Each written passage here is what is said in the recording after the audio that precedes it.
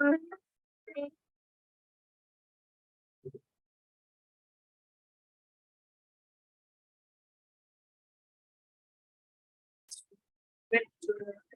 want to be glad. Colors anymore. I want them to turn black. I see the girl, the fire in their summer clothes. Turn my head until my darkness goes. I see a line of cars and they're all into black. Flowers and my love told never to come back. I see it and quickly look away. Baby, it just happens every day. I look inside myself and see my heart is black. I see my red door, I was having into black. Fade away, and that never fades back. Fade away, your world is black. Or will my green seagull turn a deeper blue? I could not foresee this thing happening to you. Hard enough into the stepping stone. Baby, for the party song. I see a red door and I want it painted black.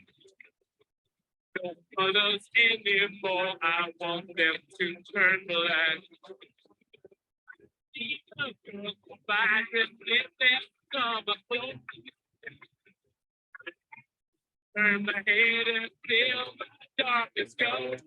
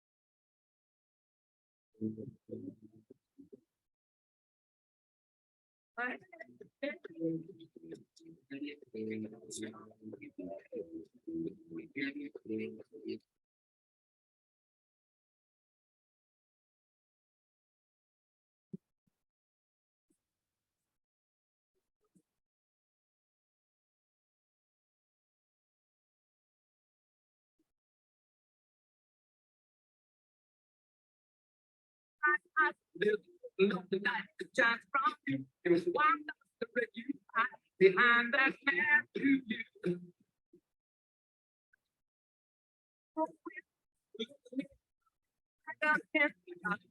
Love in a simple way. And if you need to know what I understand, is you just fade it away. Don't get out. Look at you.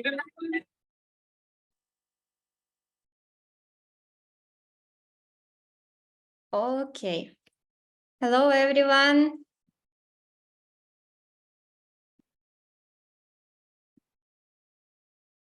Adelina, hello.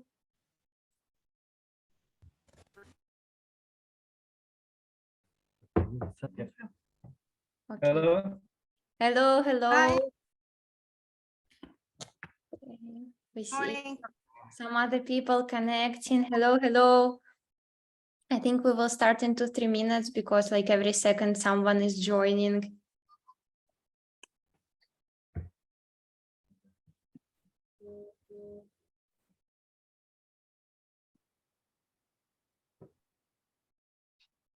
Lo voy a poner de fondo, ¿vale? Sí. Nazaret.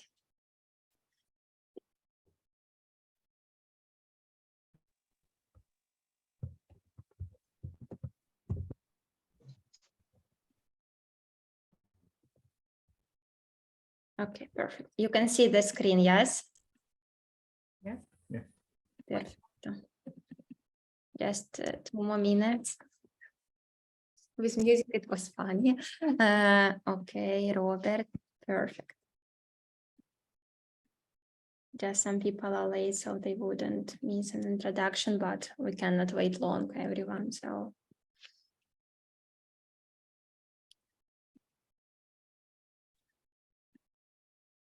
So there are some people with such nice pictures in Zoom, so I cannot understand is it camera or if it's a person like.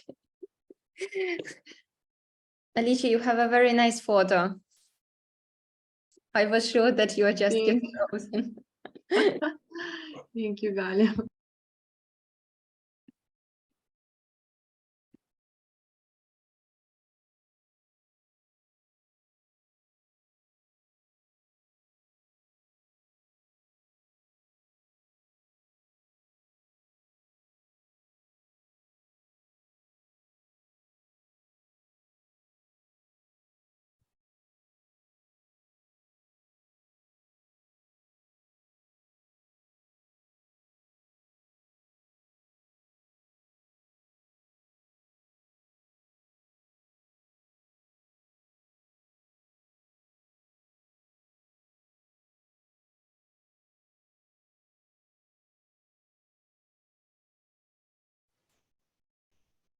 Min.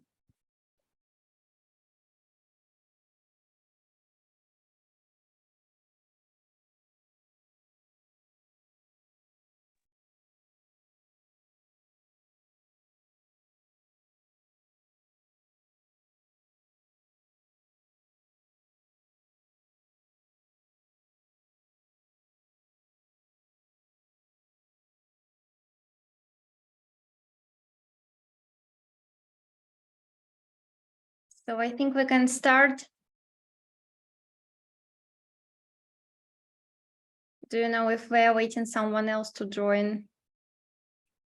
At least for sure. No, most probably we can start. Okay, perfect. Yes, because we have a lot of work today, and yes, let's stick to the schedule more or less. Before we start, first of all, yes, welcome everyone to our webinar of leadership in sustainable communities. In a few minutes, I will give some more details. What is this webinar? Why we are here?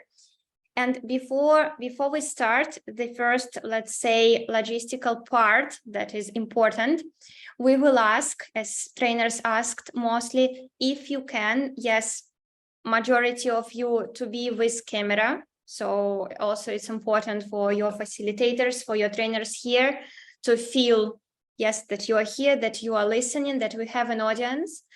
But if someone for any reasons is not feeling comfortable with sitting with a video, also because we will publish this webinar, I will record it. We will publish this webinar on our platform for community organizers. And if someone doesn't want for some reason, yes, to be on the record, let's say, please in the chat, you can find Tiziano. Write him in private messages that you don't want to be part of the record, and he will explain you what to do in this situation. Yes, if you don't feel comfortable, it's okay, you can stay, just write to him privately and he will let you know what to do. That is clear. Yes, clear. Everyone. Okay. So if you don't want to be part of the published record, write to Tiziano, and for those who it is fine, please turn on the cameras. Okay, so once again, welcome to the webinar, Leadership in Sustainable Communities. Before we start the program part of the webinar, I would like to introduce why we are here, yes, to explain. Also, is because some of you know already our work, and for some of you it's something totally new, so we would be on the same page. So now here, yes, we are hosting a webinar that is a part of one big 2 years project. The name of this project is Young Community Organizers.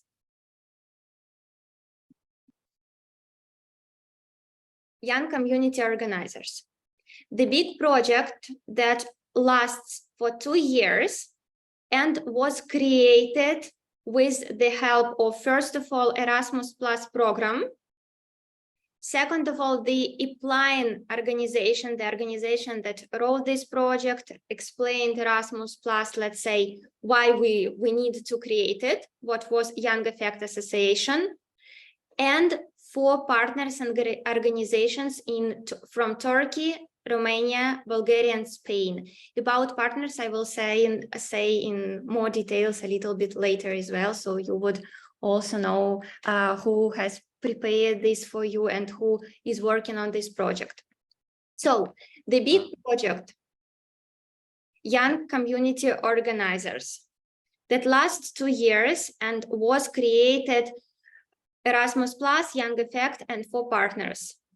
The objectives of the project, why we created the project, why we work on this project for 2 years, you can see on the screen. If we speak, let's say, in more easier language, the idea of this big work was to give young people and youth workers skills that they need in order to solve local problems in their communities, in order to the things that they think is like problematic or they don't feel comfortable with, that's supposed to be solved, that they could have the skills really to act and to change something. Inside this idea, we understood that it is important, yes, first of all, to work with leaders, to find leaders in the community. So the people that have a desire and capacity to work on this idea, to work on the idea of changing, of bringing positive change in their local communities. Sorry, Galia. Can I just interrupt you for a clarification about the registration? Because people are writing me. You don't need to open your camera. We are just registering the meeting. So just if you don't feel comfortable to be registered, just don't open your camera, and that's all. I mean, that's just clarification. Sorry, Galia. Thank you very much. So we're back to the objectives. Young community organizers 2 years program that is aiming, yes, to give young people skills so they could create something by themselves in their community, to solve problem by themselves in their communities. Inside these 2 years, the project that we are supposed to do, and we are practically actually finished, was first of all 2 training courses. So that were mobility for young people, for youth workers to go abroad. In our case, we had a group of people that were interested in the topic, that they went in Italy, then in Romania, and in next month they are going to Turkey.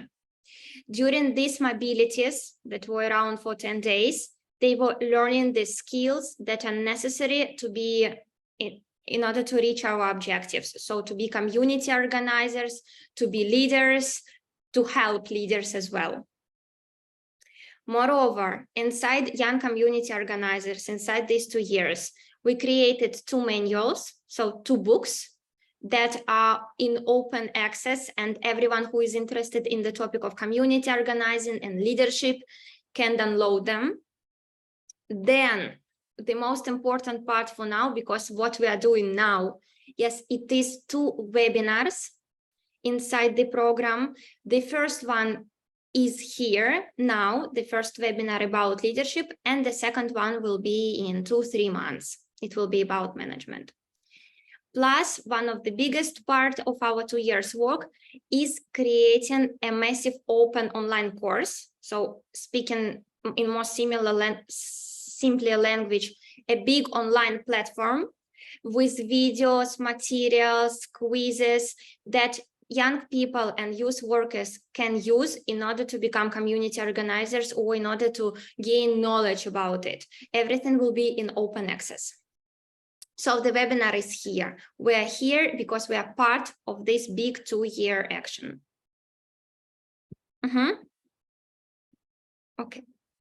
So the program of the webinar that we will do today and tomorrow. We already started. Yes, it's our first day. We will work today and tomorrow. Today with introduction and with young effect. That is me here, Tiziana and Victoria. We will introduce you the topic that we already started and will lead you to the next session. Let's say we will try to understand why we need to talk about leadership. Then at 11 o'clock, our partner of the project, Youth Vision from Romania, prepare their session about youth leadership and public communication tools. That is planned for around 1.5 hours. Then we have lunch. Yes, so you can leave a little bit relaxed from your laptop to eat something and to come back at 1:30. Every time here is written in Italian time. When you come back, you will meet our second partner, yes, from Turkey, Tuzla District, the governorship, with their topic about non-formal education approach and tools in leadership. This is the plan for today. Introduction with me and Young Effect, then Youth Vision, lunch, and Turkey. Okay, perfect. The plan for tomorrow, yes, I will also repeat it in the end and also can send it to you. We already sent actually. We will start half an hour earlier. We decided to do it so we could, let's say, skip the lunch and finish before lunch tomorrow. Yeah, so you could be free on the second part of the day. We will start with Bulgarian Молодежный Forum. Yes, and their presentation of spiral dynamic and integral psychology. That is an amazing, super interesting topic. I'm sure that you will enjoy it tomorrow, even if it sounds a little bit like, what is it? Then we will have a break that will be only 15 minutes. So like coffee, cappuccino, you choose, and biscuits, super fast. Then we go to Globers. Yes, and it will be our last session. Then conclusion, and we are planning to finish around lunch, so you could be free on the second part of the day. These are the program for these 2 days.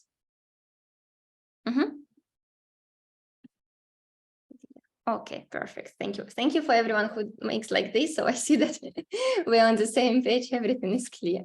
Thank you very much. Okay, so let's continue with introduction. Yes, we saw with you what is our webinar. That is a part of community organizing. Every session that you will see here is made not just by organization, by official partner of our project, that we work together on every stage. Yes, help each other, support each other, divide all the roles and responsibilities. So we are partners, we are a big team, and every partner will present their part that you saw already here. So the first, let's say, activity, we already can start with more content related part of the webinar, will be, let's say, small icebreaker. Does someone know what is an icebreaker? Have someone heard, or maybe someone didn't? Icebreaker.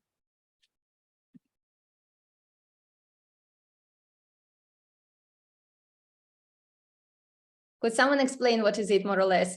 Vicky, would you explain? How do you understand an icebreaker? An icebreaker could be a fast activity that you can do just to maybe introduce the topic and catch the attention of people. Thank you very much. Yes. So first, we will do this small exercise to understand why we need to talk about leadership. Why is it extremely important? And also it will, the idea is to get to know each other a little bit, or to remember each other, as some of you already met during the project. Okay. So our icebreaker will be the following.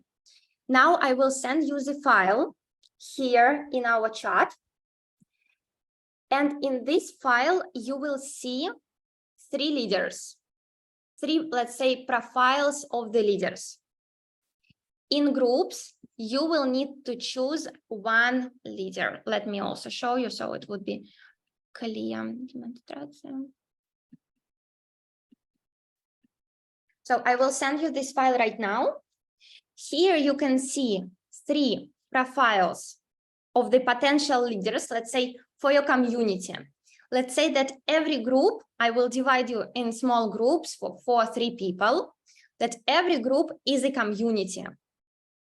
And you as a group together must choose 1 leader, potential leader that you would like to represent you, to lead you for some reasons. You must choose it together. And then when we will come back, I will ask your choice and why you decided that this profile is best for you. Any questions? No. No, it's clear enough. Okay, this is the file. And now I will divide you into groups. We are 22, 20. Okay.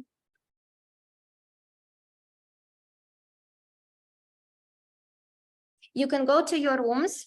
I will then also go to check is everything fine. And you have 5 minutes.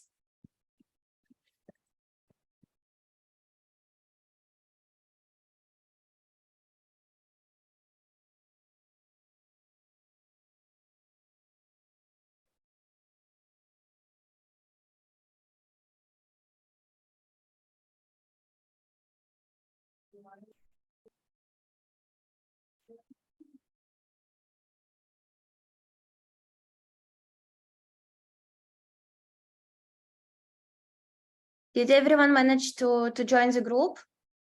Guys, you two know, yes?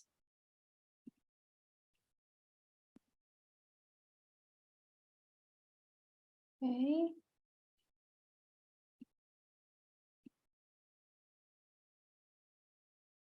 I mean, yes. And Gökçe, you are still here. Yes, you must push on your screen like to join. Yeah, no, to join a group.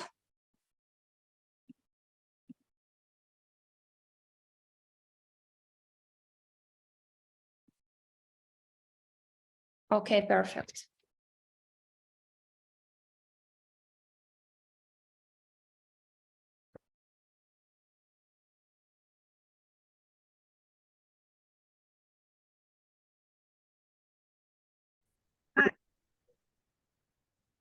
Hello, how is it going?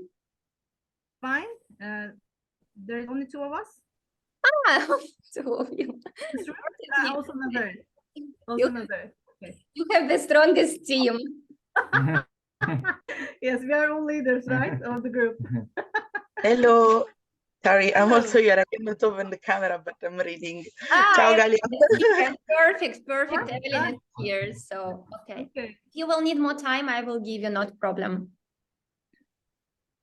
So choose one profile as a team, and then you will explain why. So we should all decide on one leader, right? Yes, all together on one. Okay. Hmm? Thank you. Yeah. And just that I'm checking where is the file. It's I'll in. choose the leader. Mhm.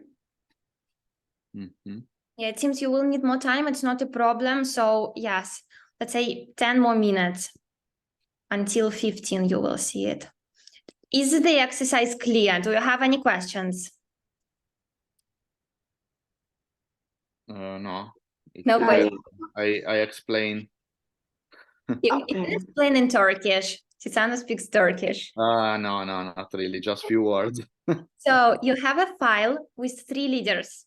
As a team, as a community, all together you must choose one leader that you like the most. Mhm. Yeah.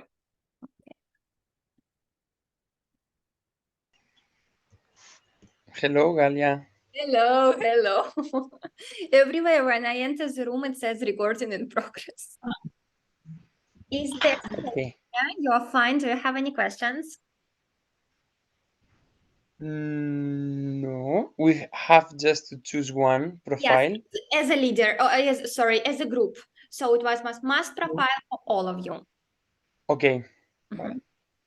we were just reading Yeah. the profile, the description, and we still have to choose one. Yeah, But okay. yes, You have 10 more minutes. Yeah, so yes, you have time. okay, perfecto.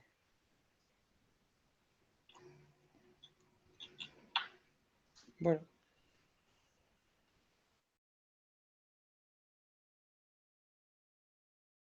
Is there someone here? I am. Are you alone here? I think so. I don't know. Dear Bianca, let me redirect you to another group, okay? So you wouldn't. Yeah, that's okay. Yeah. Talks.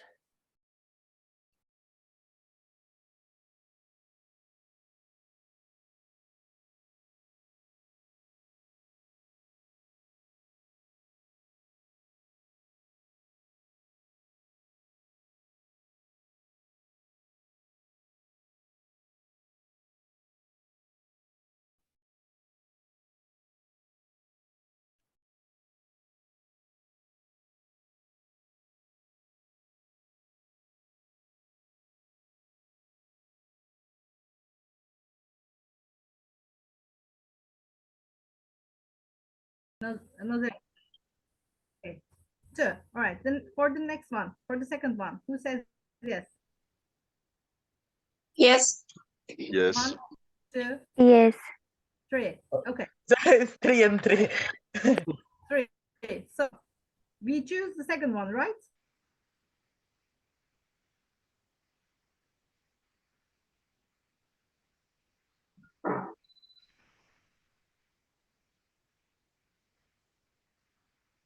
Are you ready?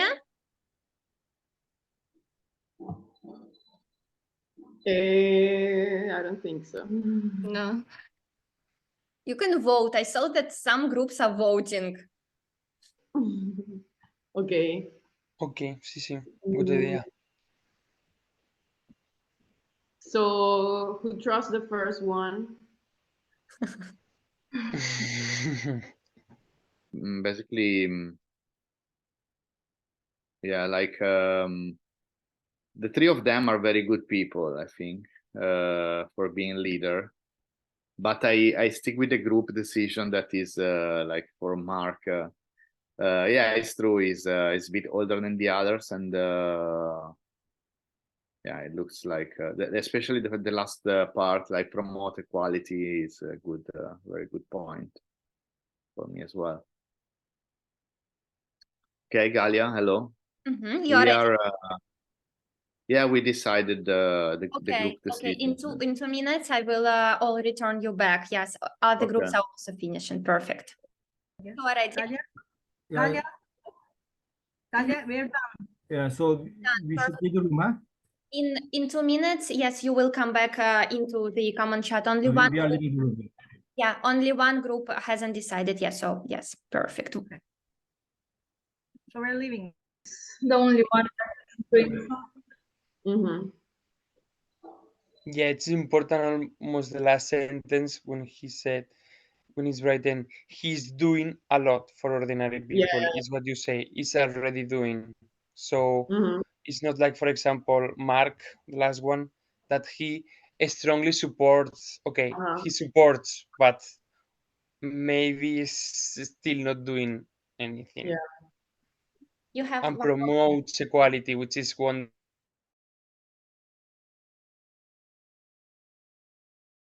Every time I enter, you hear recording in progress. Yes.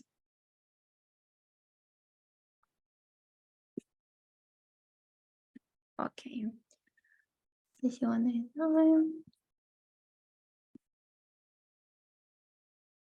Okay, I closed all the room. During 60 seconds, everyone will be here.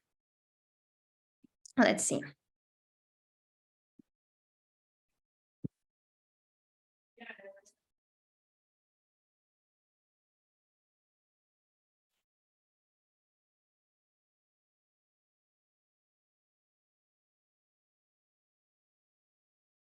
How was it for you? Was it hard? Was it easy? It wasn't so complex. The profile looks very perfect. Indeed, perfect. Yeah, but I mean, Perfect I profiles. think that they have done good things. But we'll see the minutes. Yeah. Thank you. Okay, see people are coming back. Let me check if everyone is here. Yes, everyone is here. Perfect. So we can continue. So now the question, yes, to everyone, please share. How was it for you? Hard, difficult? Maybe what was the easiest part, the hardest part? I mean, what do you like to share? Yeah, I choose, wait a second. I choose Mark, but all leaders are so good. So I always think, I thinking already right now, but I just think Mark because he's a great leader, I think. Because he has experience and promotes equality. But otherwise, I thought it maybe John because he's a helpful guy, and it's always good part for John. I don't know. I choose Mark, and I think it's better leader than others. So I mean, your group decided in Mark, yes? Yeah, we all decide, Mark. Yes, Mark. So number 3, it was leader number 3. I mean, was it difficult for your group to make one decision to choose one leader? No, I think I just say my think and opinion, and all of us say to yes, it's okay for us. Yes, it's okay. Not Thank you. difficult. Thank you, Min. Thank you very much. Okay, next group. Yes, Antonio, would you like to share how was your group? Was it hard for you to choose one person, and which person did you choose? Okay, well, it was a bit hard, yes, because we were between this, I don't remember the name, but we were between the second candidate and the third candidate. Okay, thank you so much. We were between John and Mark, so we have to finally decide between them. And at the end, we vote for John, 3 votes against 1, because we agree that John was already doing some efforts, some works, like he was not promoting or not expressing himself, just doing work for people who of low class, etc. But later was true what our colleagues said about Mark, that that maybe he would support and be like more a potential leader. So although we agree and we vote about John, we also agree that Mark also could be a potential group leader for societies. Thank you, Antonio. Thank you very much. So John, yes, he's already doing some stuff. Thank you. And I think we have the last group. Yes, we have Evelyn. I'm not sure that you have a good connection, but if you have, yes, I heard your voice. Would you like to share which group, what was the choice of your group? Yes, at the end also, we also went with the second one, mostly because of the economic resources that yes, that that could let us think about also different connections that he has in society, and also because of the popularity that he has in the law. Thank you. Thank you very much. So classes, or the possibility to at the same time.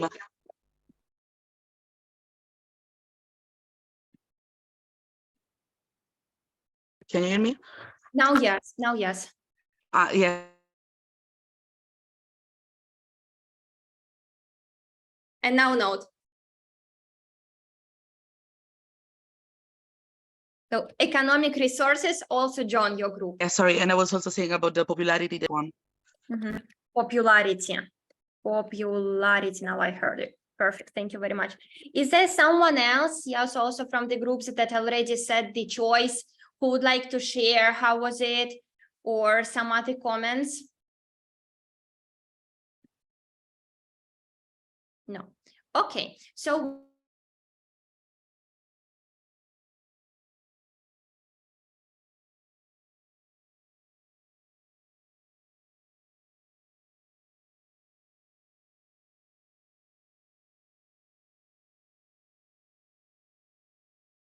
Yes. can you hear me? Now, yes, you had the microphone. Thank you. So I saw that some of you already was voting. Yes, it was, let's say, very group decision. Everyone was super active. Just the short comment about the leaders profile that you saw. Yes, these were the real profile, let's say partial profile of the real leaders that were in our history. Would you like to see them, who you, let's say, voted for? Yes, sure. Tiziano raised the head. Do you want to say something? No, sorry, it was a mistake. Be careful. Okay, so let's see who you voted for. So the first one, the person that no one voted for.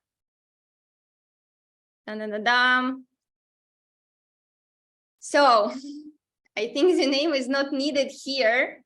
Yes, I prepared all the profile on the basis of the real people, just choosing the facts, that some particular facts. All the facts were real. Like for me, when I was preparing some days before the session, like the Nobel Prize for Peace, but yes, the nominant. So that is profile number 1. Then the second one, yes, it was 2 groups we had that voted for the second candidate. And let's see. Do you know this person? Pablo Escobar. Yes, Pablo Escobar. Could you explain International Business Company. for people that don't know him, could you explain who is it, like in a few sentences? Drug dealer. Drug seller. Yes, like International drug seller, and also it's very, I mean, he's very famous for he, I think, burned dollars, $1 million for her daughter to hit her. You know that story? Yeah, I read it when I was preparing. Yes, that he had burned a lot of money. So yes, so basically a person who was tracking the cocaine, yes, with illegal business. He's a businessman, yes. Yeah, real businessman. Yeah. Real businessman. So, and the last one, yes, the last profile, number 3, we had 1 vote for this person. Yes. Do you know who he is?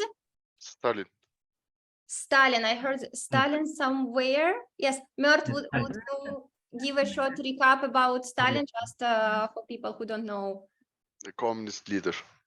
Communist leader, yeah. So this is USSR, ex-communism leader that was famous, yes, that was written in the profile. He was very for the equality on quite extremist level of equality, but he really was, and quite that kind of into my mind, like a lot. He spilled a lot of blood, yes, during his years of ruling.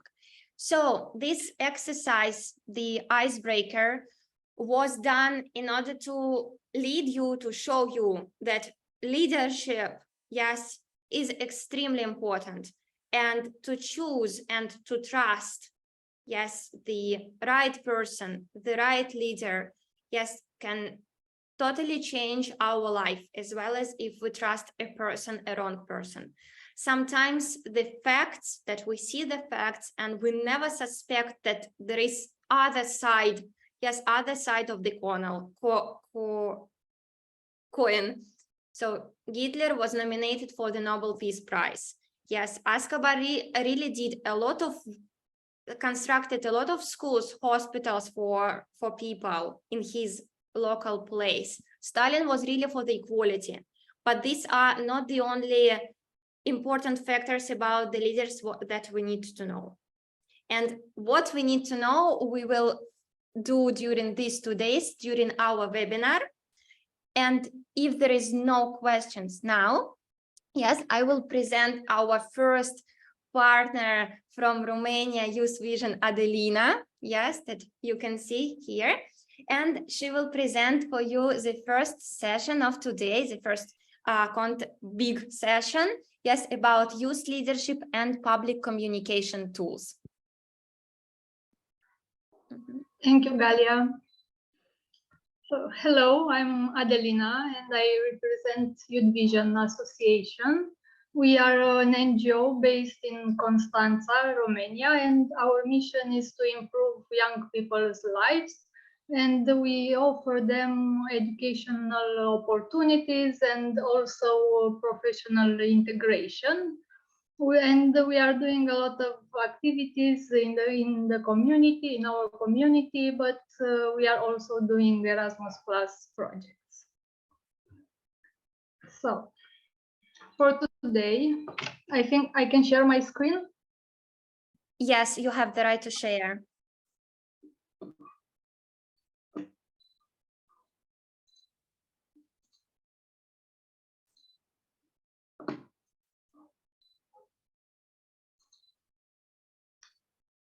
You can see? Yes. Okay. So we're gonna talk a little bit about youth leaders today. But first, I would like to tell you maybe a little small definition about and theoretical aspects about youth leadership. So youth leadership is a part of the youth development process and supports the young persons in developing by the ability to analyze his or her own strengths and weaknesses, set personal and vocational goals, and have the self-esteem, confidence, motivation, and abilities to carry them out, including the ability to establish support networks in order to fully participate in community life and effect positive and social life and social change, and also the ability to guide or direct others on a course of action, influence the opinions and behaviors of others, and serve as a role model. Also, a youth leader can also mean that young people gain skills and knowledge necessary to lead civic engagement, education reform, and community organizing activities. And also, they are giving young people the skills and the experiences they need to become change agents in their communities, which I think it's like the most important part, because we have to be like change agents in our community. So maybe let's see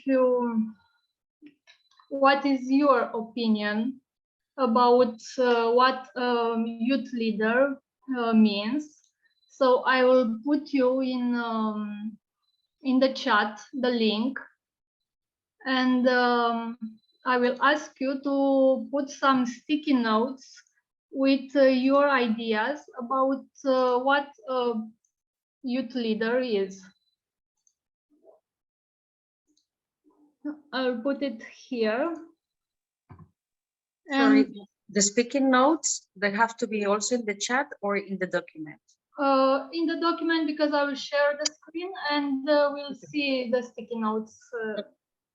Thank you. But tell me if you can open the link and if you have access to it. If it's working.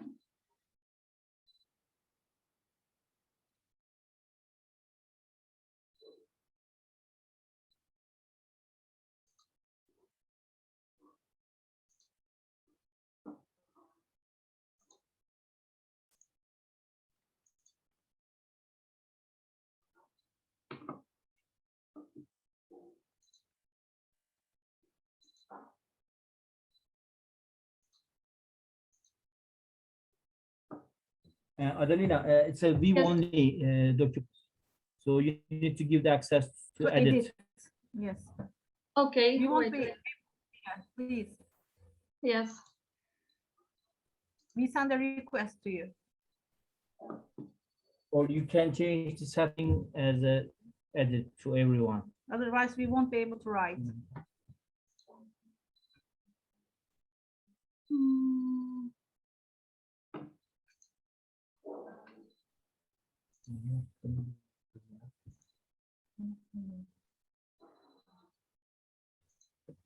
Okay, now I'm giving you the access to.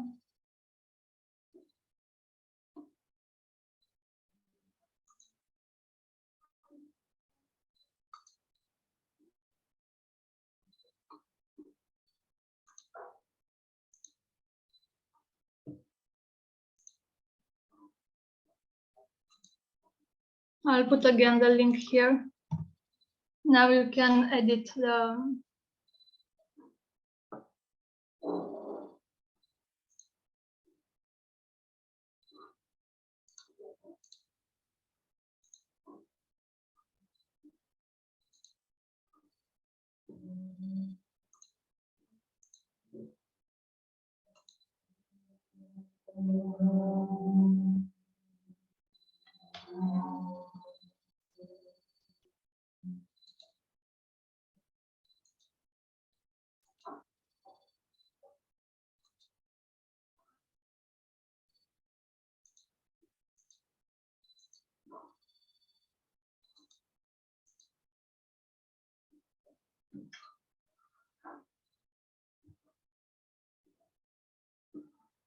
You can put the sticky notes from here and then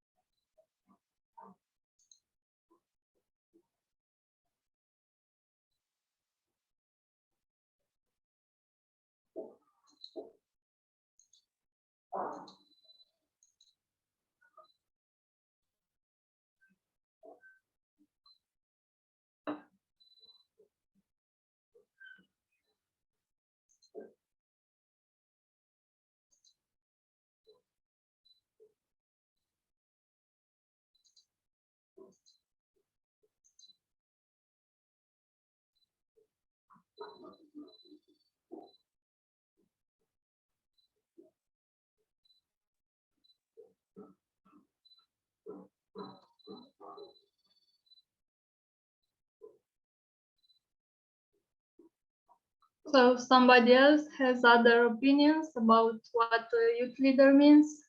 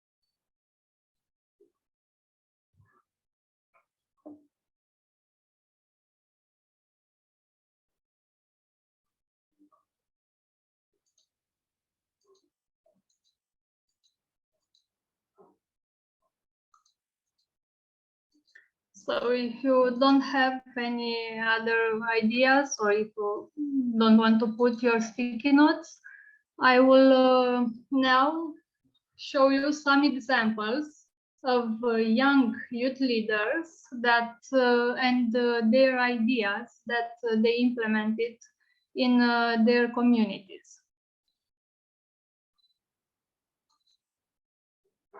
So, for example, Jack and Simon were told that they were too young to volunteer, and they founded a nationwide volunteer platform, and they connected thousands of youth to opportunities.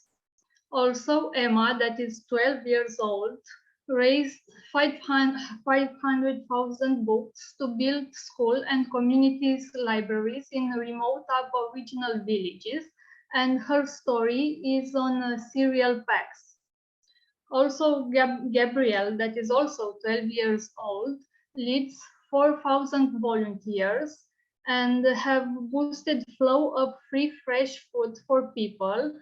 And also Coral, that is 8 years old, she started a YouTube show to educate kids and parents on yucky and sick ingredients that are in popular food. Cassandra, that is 10 years old, formed a student club to recycle used oils to be fuel. 200 restaurants joined the program, and her crew donated 200,000 euros worth of fuel to people in need. Chloe, that is 13, formed a vegan club at her school, and soon had clubs at 25 schools and funds to help them to run programs that are the same with her program. Adelina, yes. I need to pause. Sorry, but you asked us what is a youth leader, right? So yes. we just give the definition of a youth leader, but these are the good examples, best practices of youth leaders, I guess. Right? Yes. We didn't have something. We didn't give an example. We just write the definition of a youth leader. So we were in the right track, right? Yes. Yes. Okay. Also, Katie, that is 14, she offers creative writing courses for unprivileged kids, compiles their stories in books, and publishes it on Amazon. 17 teenage volunteer trainers have joined her team. Also, Namaste 14 raised funds to develop a valley in the Himalaya with libraries, schools, greenhouses, and work visits. Alexandra, that is 14, learned that her school was in a district with 9 national average cancer rate due to a factory for 13 years. Six months later, it got closed. She helps youth to do like she did in her community. So these are like examples of young people that were active in their communities, and these are their ideas that they implemented and that were successful. So now I would like you again to put here your ideas for your community, or maybe not only for your community, just like general ideas of projects that can improve the lives of young people or other people in your community. And after you put the sticky notes, I will put you in groups, and you'll have the chance to develop your idea of a project. You'll have like 15 minutes, and after that, each group will present their idea of project. But first, let's put some general ideas, and after that, I will put you in groups. It depends. For example, some ideas of projects on the social area, some ideas of projects on environment area, and also on education. So you can put here just under the area, you can put your ideas. And then in your group, you'll choose only one idea to develop like a draft of a project and what measure you'll take for your community to develop this project.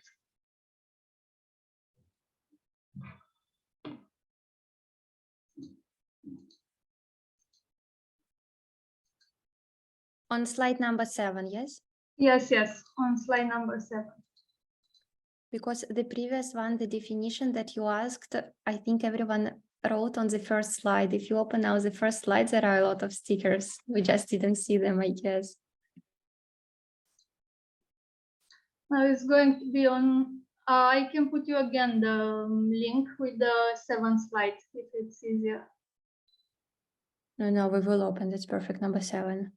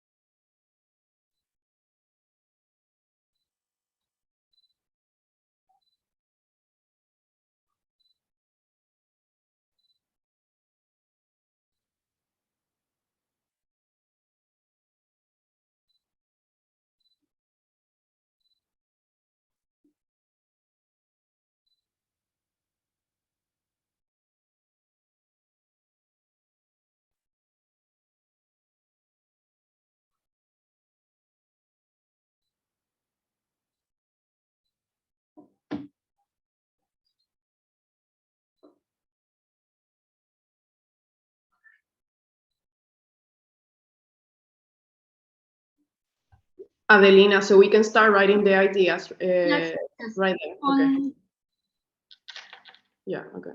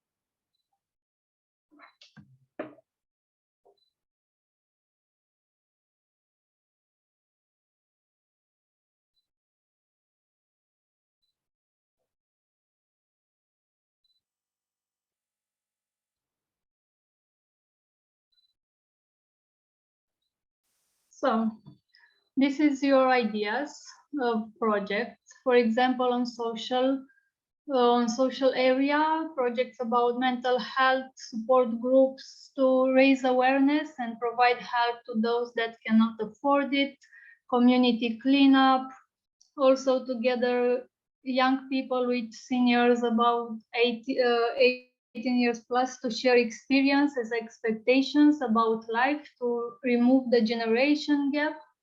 On the environment area, get together for planting trees once a month. It can be a group of young people that promote the reduction of wastewater in the city by showing example of good practices.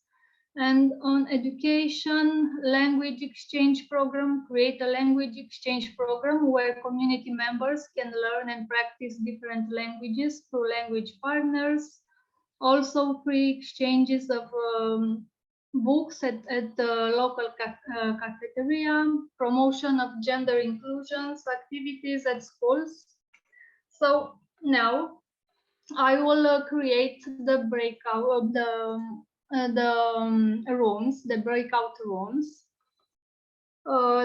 3 of them. I will name them after the areas of projects, and in your breakout rooms, you will choose.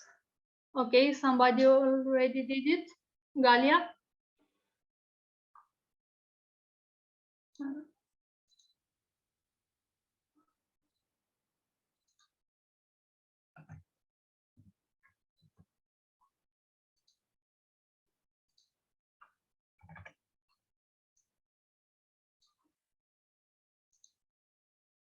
Okay, so and in this Jamboard, every group will have like a page. For example, the social measures will be on the 8th slide, the environment measures on the 9th slide, and the education measures in the 10th slide. So I will open right now the breakout rooms.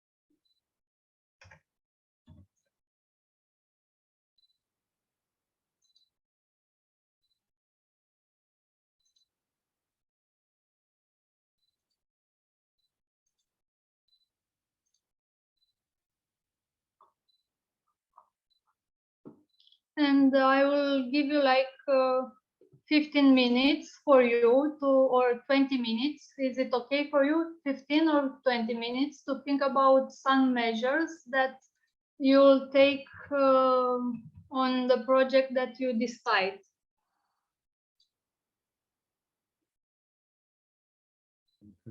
Adelina, Yes. can you please make it clear? What do you mean by taking measures? So About you'll, yes, you'll choose, for example, I don't know, free exchanges of books at the local cafeteria. So how you gonna make to implement this project? What measure you'll take? With who do you want to collaborate with? University or with, I don't know, with a library? And I don't know, you can also think about some stakeholders maybe, right? Yes, with what stakeholders or maybe with NGOs, if it's better for you, and how you will activate the people in the community to help you to implement these measures and this project. Okay, I see. All right, fine. Okay.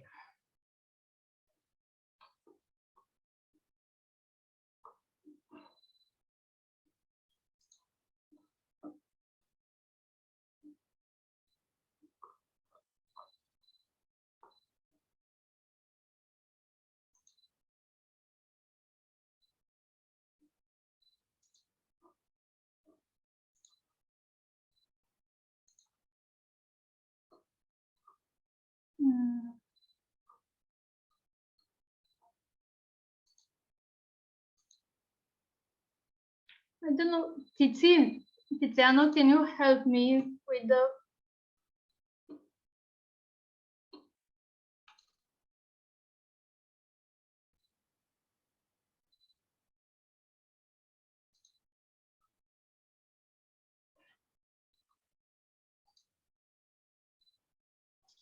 Galia?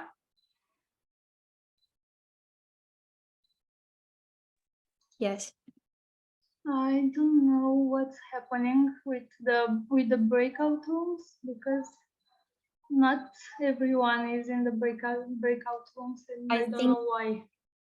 But is there people that are trying to get there, or it's just because someone decided to stay here? Most probably. Okay, they not joined. Yes. Yes. If someone is here and is trying to get to breakout room, please tell us and we redirect. I think Nazaret decided to stay here, volunteer. Yes. I just clicked the wrong button. So can you put me in a room, please? Okay. Yes, you must push breakout groups push Nazaret and like there will be something like redirect her to the room, something like this. Yes, yes, yes. Wait a little bit. Thank you. Uh,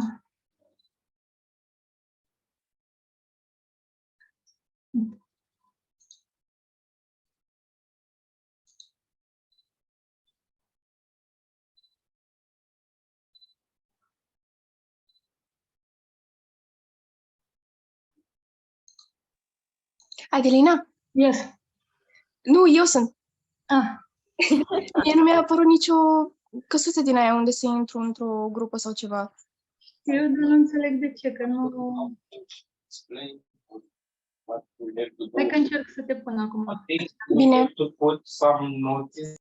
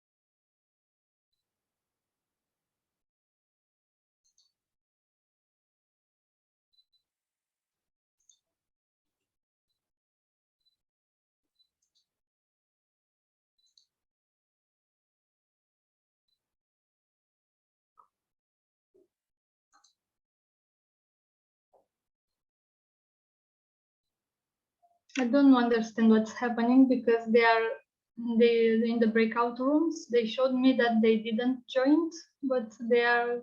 But Bianca said that she didn't receive like an invitation to the breakout room. She is there. I think she has just redirected. You did it. Yes, I redirected her right now, but I don't know why. And now everyone is there. Now also Antonio, it's not. Antonio, are you here? No.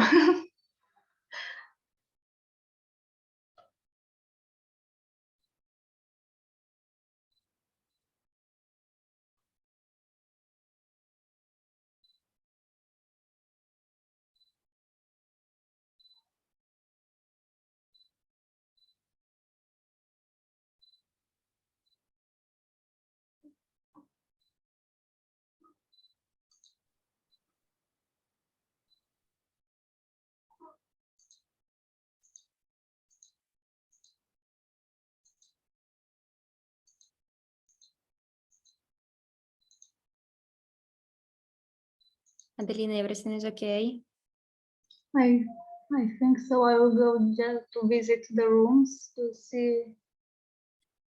Yes, when you finish, just give the rights to Tiziano. He's Yes, yes, yes. I'll make him a host.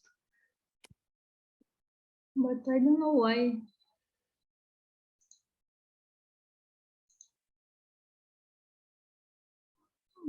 Okay.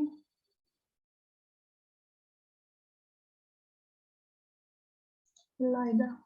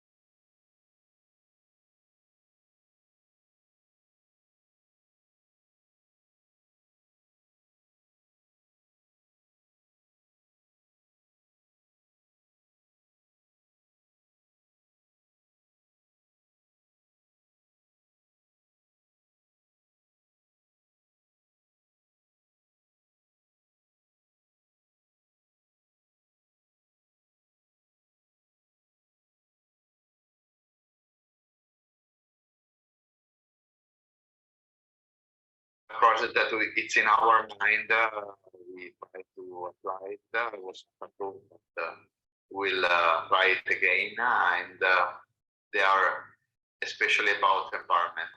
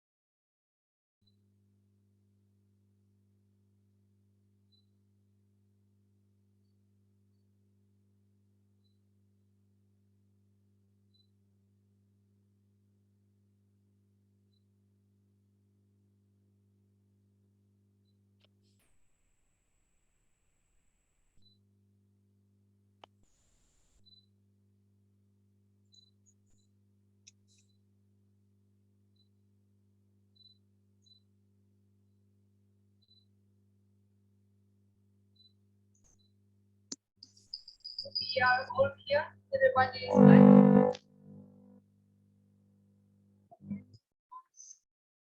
Yeah. Okay.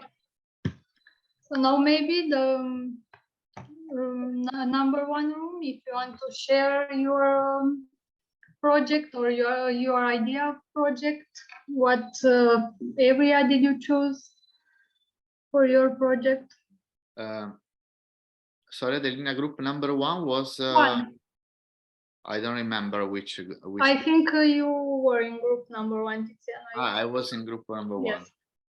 Okay, I can say that actually we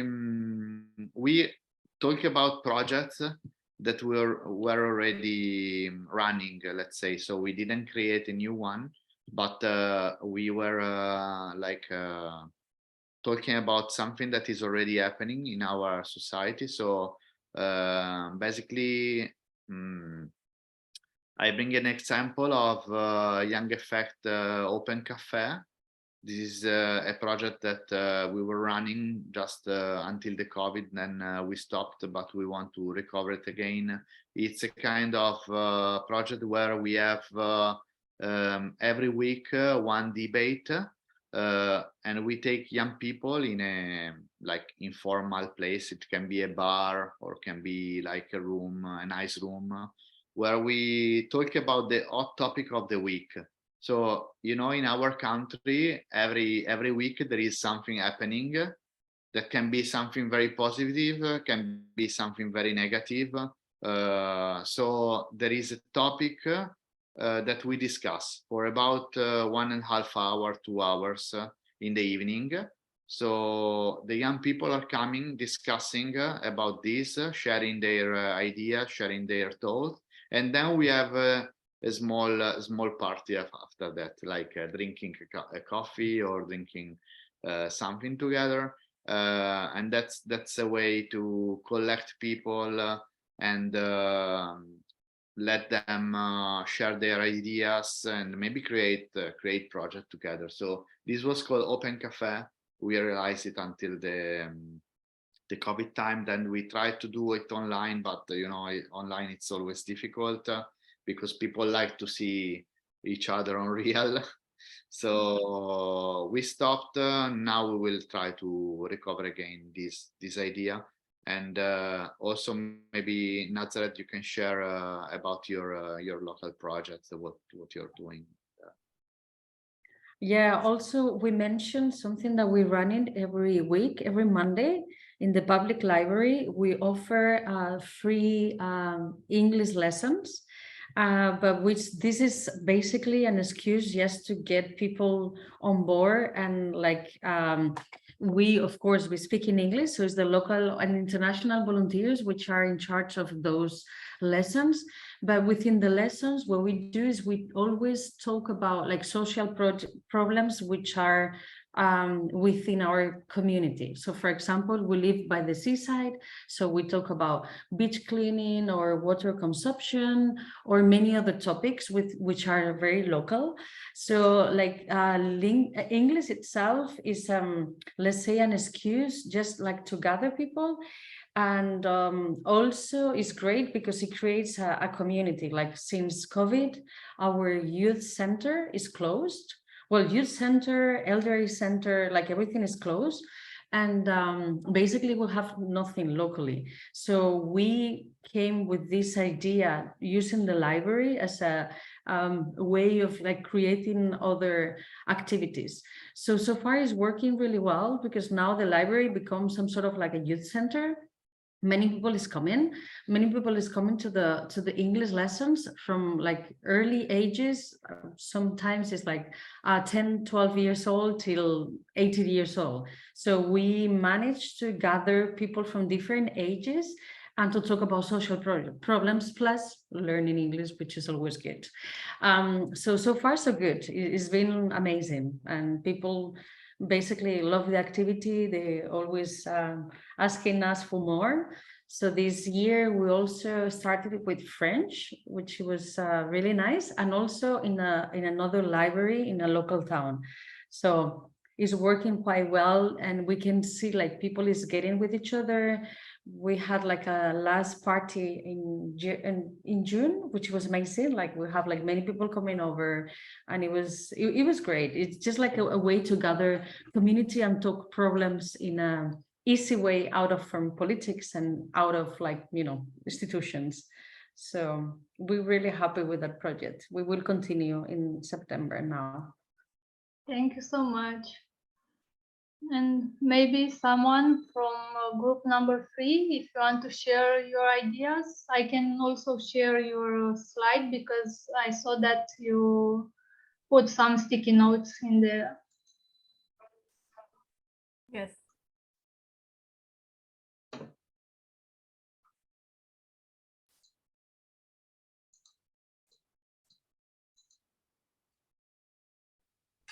Okay.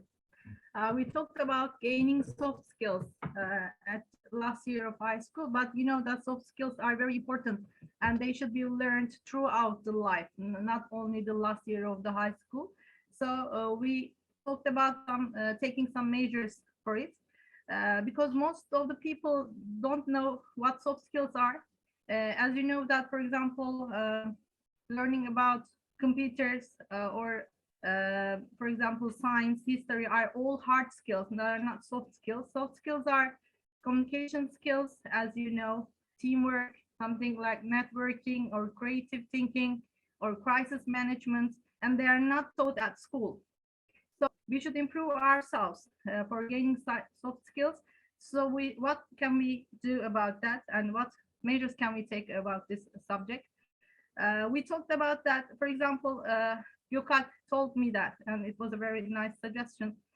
We can invite some role models who are really very good at soft skills, and they can tell and understand and share their experiences about how to improve ourselves with soft skills.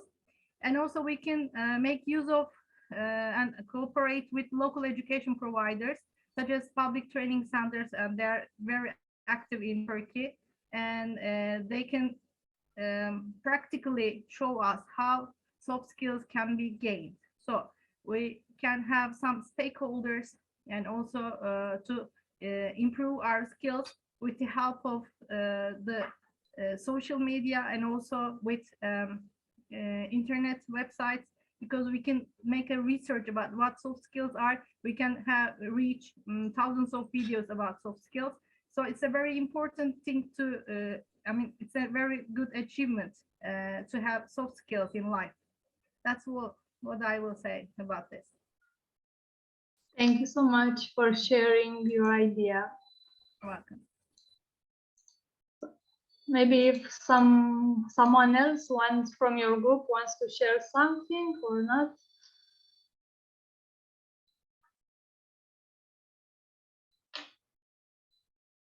Okay, if nobody else wants to share, now I will give the stage to Daniela for the other part of the. Hello, everyone.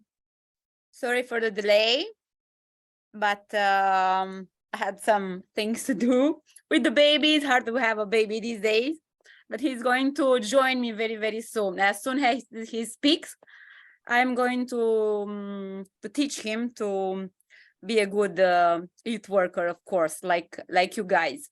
So basically, the second topic that we have in the agenda for our session is public communication.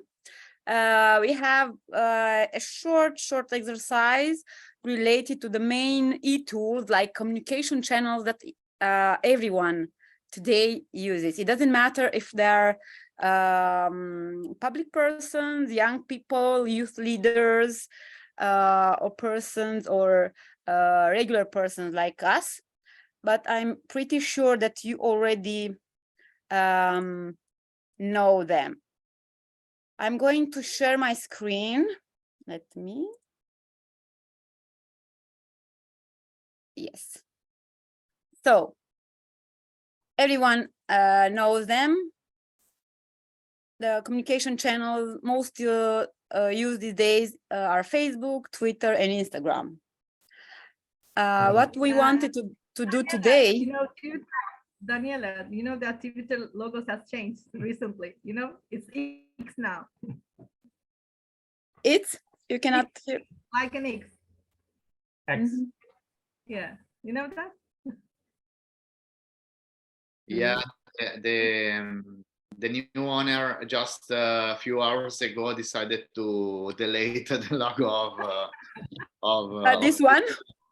Yeah, Twitter. Twitter's logo has changed into X or X.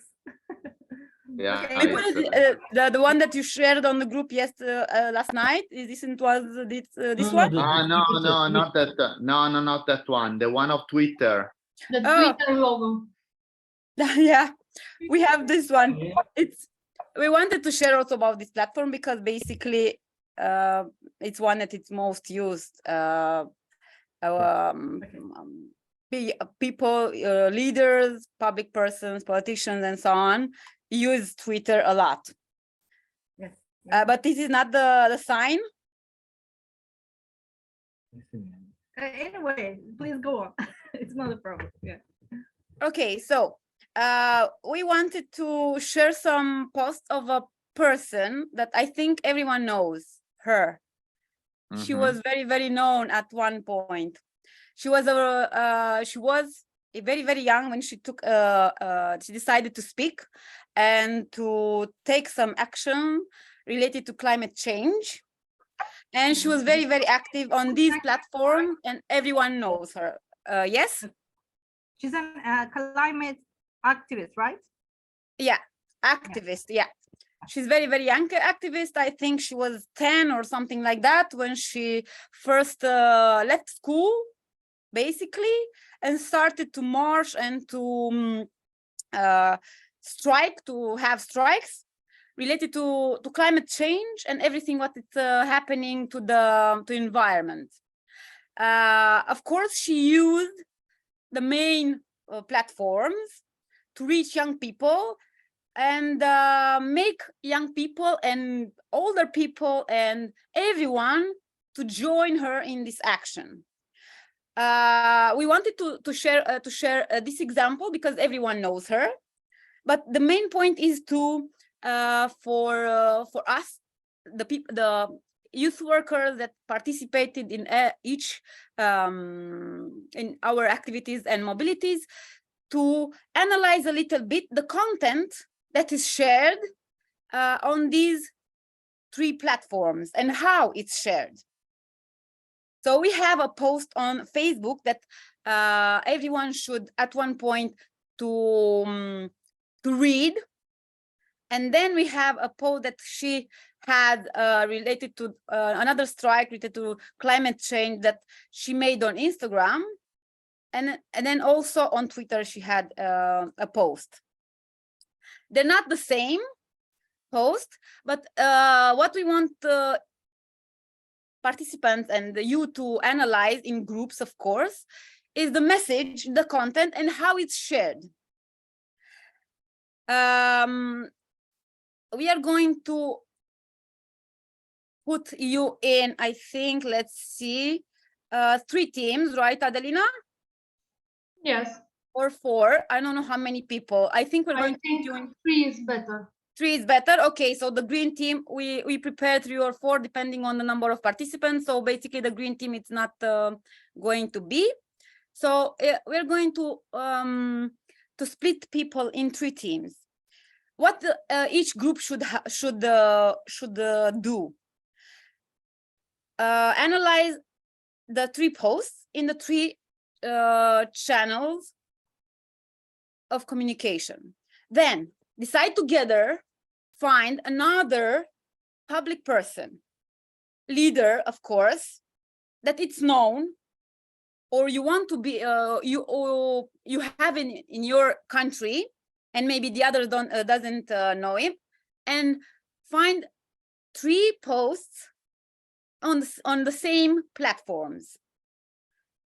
The idea is to analyze the differences and semblance on these 3 related to the message, the person that it's sharing the message, the content, how it's built, like the image, how it's made, the title, the content, maybe analyze a little bit also how many likes and how many messages, analyze a little bit the public that they have, and put in these sheets that you have, each team has 3, on Facebook, differences and resemblance between Greta and your public persons, taking into consideration these aspects. Did they put relevant pictures? The pictures are according to the message. The message is short, easy to read, or it's complicated, or it's a message that it's on the point, or the audience, the people that read, answered, comment, liked, are young people, or they also reached older people. Take these aspects into consideration and make a comparison between them. Greta, a young activist, and your leader. Can be old, can be a youth leader, yeah? But it's important if the person that it's not a youth leader, it's important that they reach young people, the message. Can be like the same. It doesn't have to be about environment, like they're speaking about environment. Can be about the previous topic that you reached. Education, yeah? And the other one, okay? So Adelina, can you help me to yes. put people in? Any questions? Is it clear? We will find in the first phase, we will find these differences and resemblance between them. Then we're going to speak about each channel together in the main room. Each channel, what kind of audience they have, target.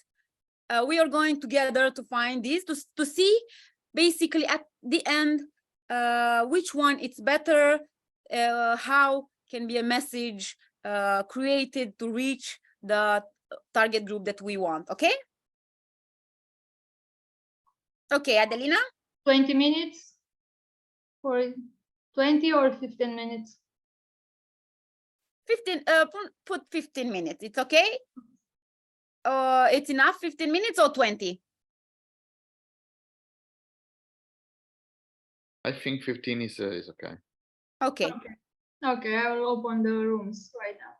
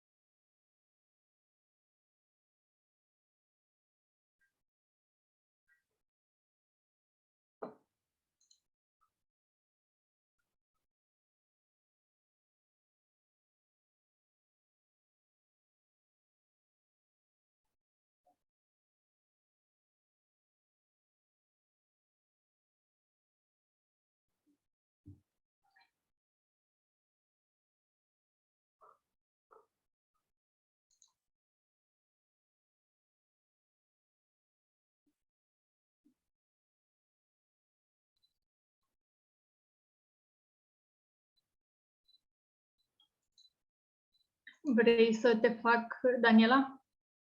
Da, punem, Vrei să te fac co-host ca să poți să te duci în... Da, da. Să-i vizitezi? Mhm.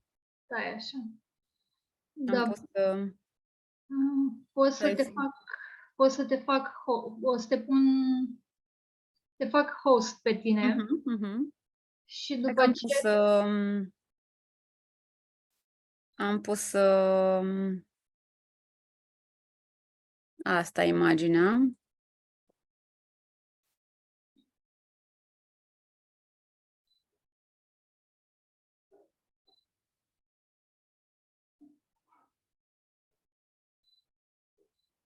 Am modificat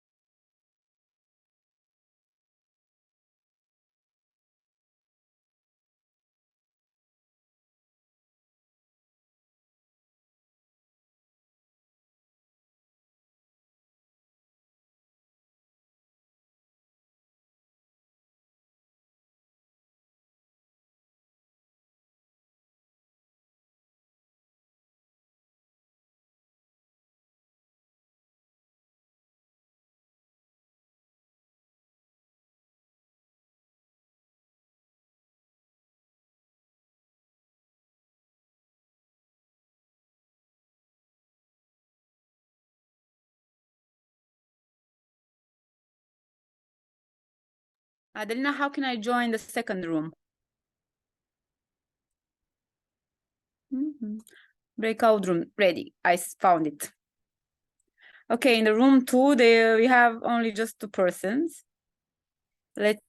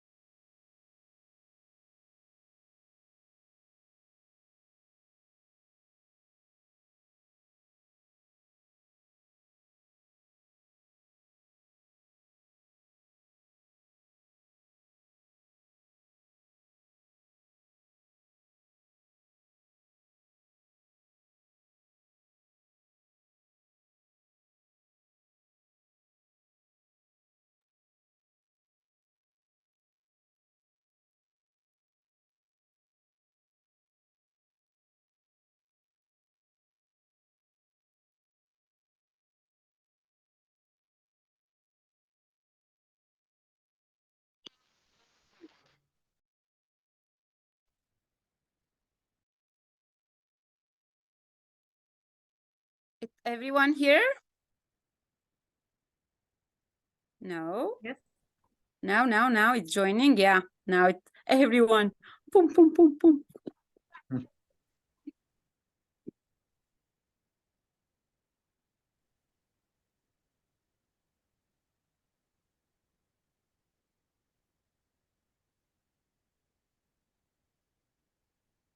So we don't have a lot of time, but before we go to lunch break, let's share what you found. So you have two options. Who is finished and want to share can share the screen, like by teams. One speaker from each team can share the screen and present what they found. Okay, without completing the slides. Yeah. And let's see, what did you find? Who wants to share? Maybe Go, Tiziano.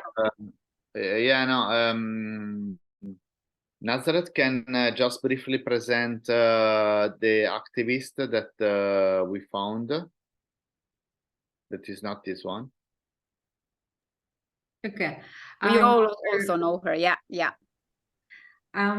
We have chosen Ines Gavar. She's an activist and she's also doing similar work as Greta, but she's tackling more the American audience. She's from Peru and basically she's promoting sustainable measures for climate change. And we don't have the screenshots, or we do, Tiziano? We have a screenshot made by Gokce in Twitter.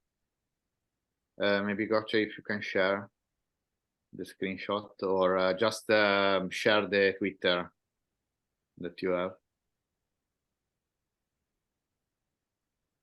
Okay, wait a second. And do you want to screenshots or the Twitter page? Twitter is fine. Okay.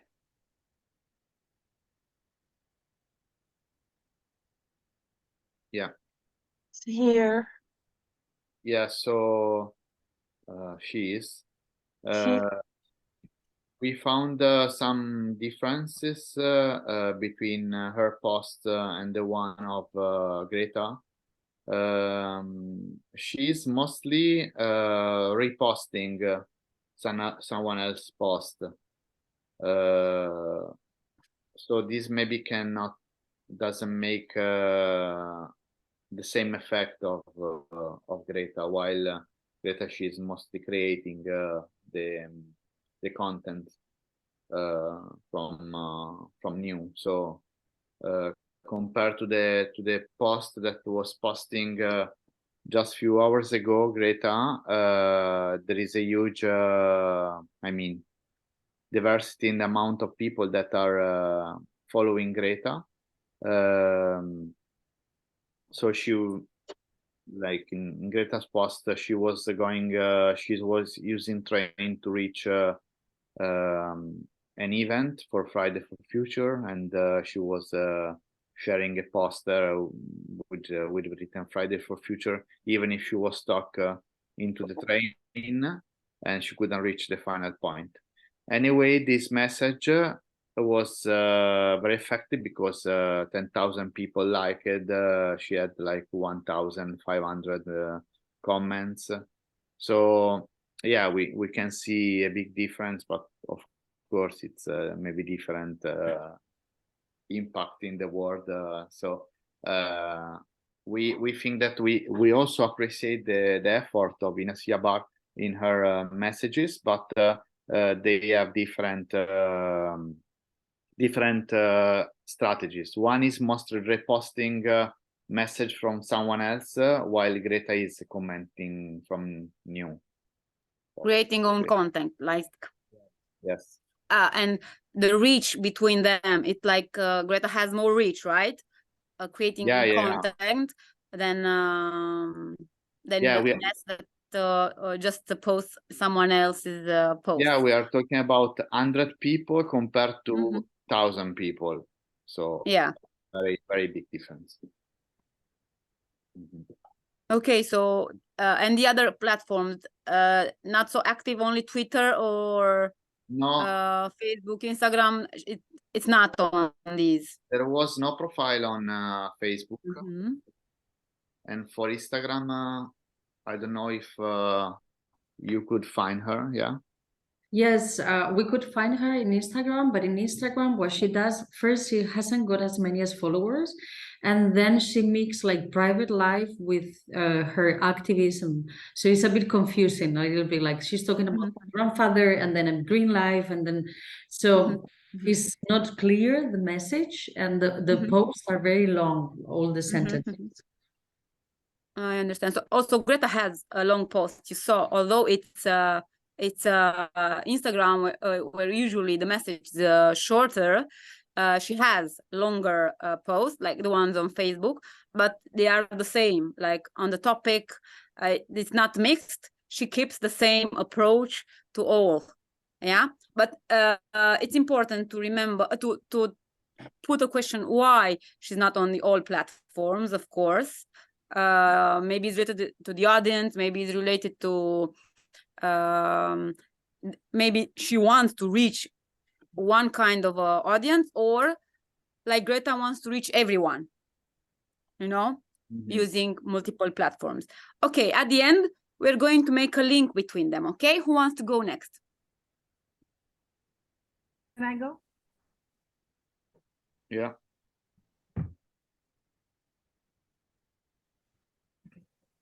I'm going to share. Yeah. Okay. Our young leader is Malala Yousafzai. As you may know, she's an activist for female education and also for human rights. At the age of 15, she was living in Pakistan, and she was shot from the head by Taliban because Taliban banned girls from going to school, and she was against this rule. So he paid so that he was shot from the head, and she was taken to England for recovery, and she got it, and she was managed. I mean, she managed to survive. So she was a very great leader at the age of 11 among her friends, because she was always keen on education and reading books and searching for any knowledge that is needed for education. So she was a real activist from the age of 11. And after being shot at the age of 15, she was taken to England, and she won the first Nobel Prize as a young woman, because she was a very great leader, because she was nominated for the Nobel Prize, and she won it at the age of 17. In the history, she was the youngest to get the Nobel Prize as a young woman. And I would like to say one more thing about that. She has got Instagram accounts, also she has got Twitter accounts, and also Facebook accounts, but we see that we have got different numbers of followers. So I think the best one is Twitter, right? I can't remember now because I can't see well. Instagram. Instagram, okay. She has got 2.6 million followers, and she's very active on Instagram as well. And as you can see on the right side, there's a post about, again, Afghan women and their education and their human rights, as well as education.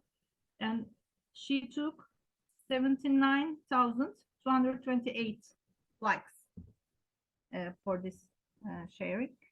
So she was a very popular among, let's say, among Pakistan, Afghanistan, and the women are very bad conditions, living in bad conditions in this type of area.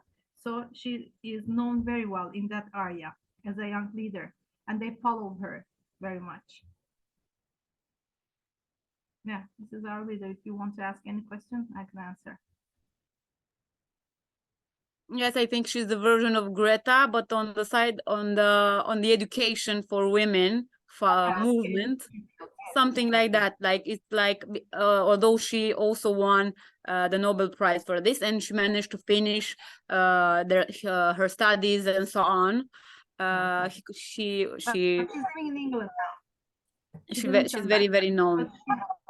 Yeah, it's still very dangerous to go back. So what is very important to remember that she uses all three platforms. She has a lot of followers on all of them. The messages are hers, not reposting like some others. She has She's most popular on Instagram. yeah, and she also has a lot of followers on all platforms, young people, older people, a lot of fans that follow her movement. Especially the followers are from the girls and women. Girl, a lot of, especially girls and women, of course. And she has that she has all of three platforms accounts, messages short and on the topic. Good. The next group.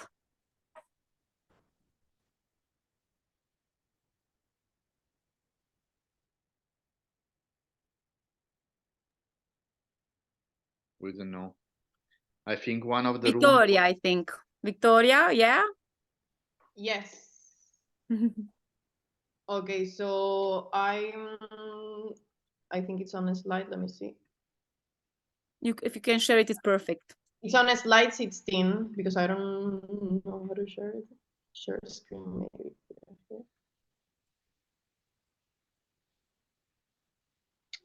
Okay, yeah, sure. Perfect. Yeah, so it was I'm with Mert and we were trying to look for a leader that was on at least 2 social medias because most of them were banned from Twitter or Instagram. So yeah, we found Jesse Williams. He's an actor. He's American, and he's basically mostly for Black people rights and also women's rights to choose, and sometimes also environment. His difference with Greta, maybe like he's also reposting a lot on Twitter. He's writing, but mostly reposting.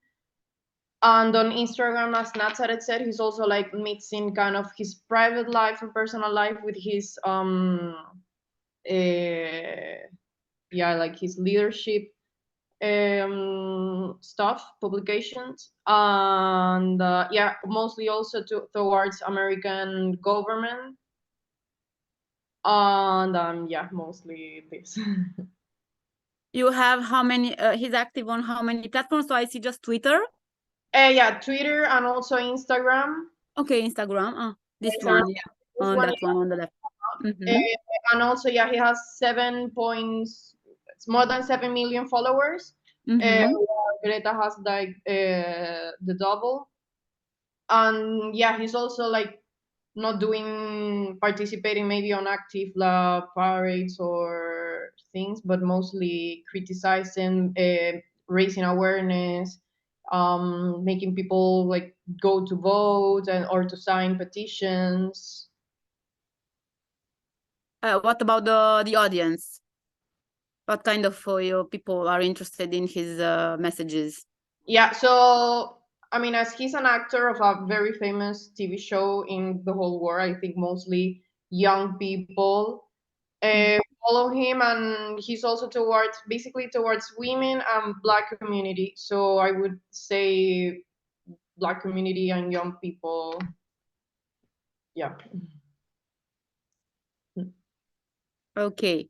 The post is he is something mixed, as I can see. So he also shares other posts and also his. He has a lot of followers as well. He uses images and quotes. Yeah. A lot of stories, and he's also like resharing news and resharing petitions for others, as he has a wide reach. He's also sharing to help others to achieve their like the goals they have to pass any laws or legislations also. Yes. One important fact is that he doesn't has a Facebook page, right? Yeah, I was actually trying to find leaders with Facebook accounts, but for example, we tried to use Angelina Jolie, but I don't think she's on Facebook anymore or was never on Facebook. No, it's okay. You don't have Yeah. to find someone that has all of them. The point is, this is the point, to find people that don't have accounts on all of them, and think about the reason why they are not present on some of the platforms. This is where we want to reach in the conclusion, you know? Yes, it's true. This is a very important aspect that we want to share at the end, because now basically we're 5 minutes later and you have a lunch break in 5 minutes more, and we go to lunch. What is the point? So leaders, young leaders, use these platforms a lot. All of them on some of them. Not all of them, as you can see, are on all platforms, and these are because of different reasons that maybe you should think also about them. In my opinion, is that because they have a specific message and a specific target group, they don't go to all of them, because maybe not all of them is not all of them that are appropriate to the message or to the target group that they're delivering the message.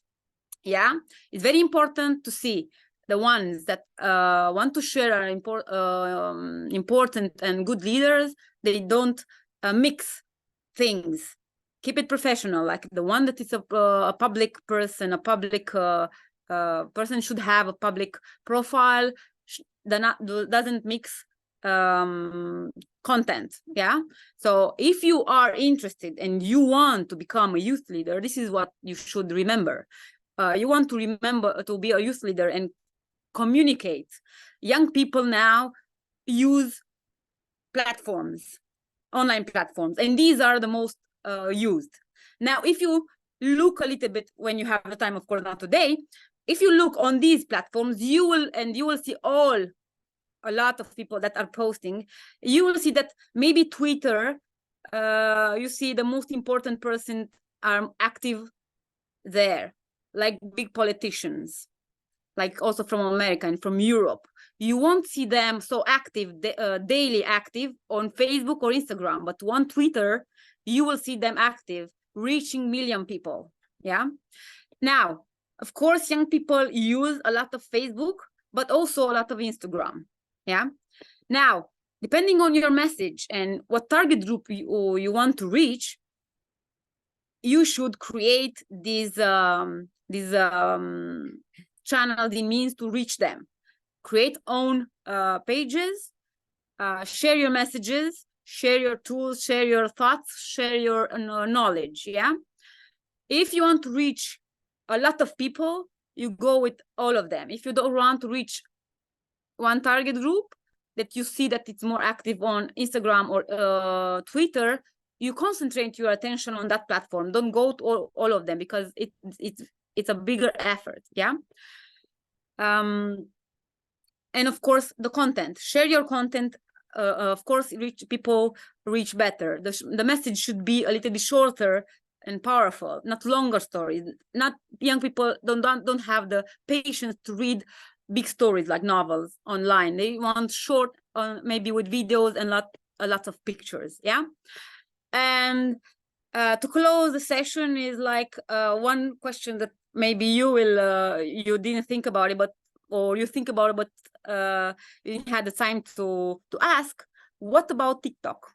Because we don't have TikTok here, and it also is a channel of communication, also for young people, of course, also for leaders. But is the TikTok a mean to reach young people as youth leaders, or is TikTok just for fun? Some people say that it's just for fun. That is why I will leave you to think about it. If TikTok, it really is a way to communicate with young people, to reach them. Although maybe many young leaders do not use them, I am very, very surprised to see how many people watch those videos. So maybe it's an idea for smart youth leaders to create smart videos and also be on TikTok. Why not? Okay, thank you very much. We are sorry for the delay. We wish you to have a lunch break, and we will see each other after the lunch break with the Turkish team for their presentation and session. Yeah, we I will make um, Tiziano now a host. Yeah. perfect. We will meet at 1:30 as scheduled. So yeah, we will drink our coffee fast this way. And before my pasta get like too much cooked, I run away. I will leave the connection open. I will just close the microphone and the video, and we'll meet here at 1:30. Thanks for everybody. Yeah.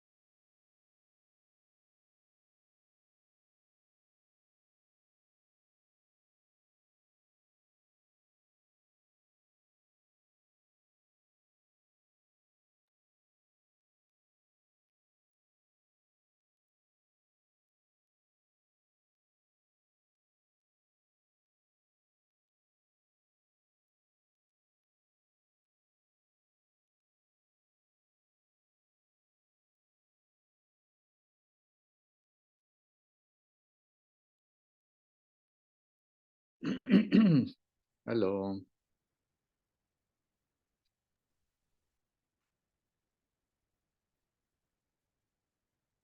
Adelina, how was your lunch? Hello. Hello, hello. Fine. What did you eat? Oh, I didn't. I just went to the market and I walked like 20 minutes because I couldn't find something. So I didn't have time to. There are some problems with the microphone, Adelina. You can hear me?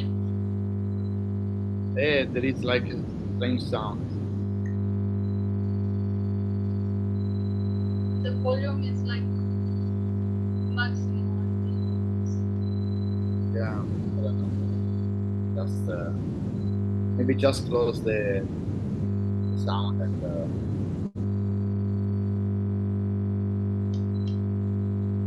or try to reconnect maybe. I will, yes, I will leave it. Okay.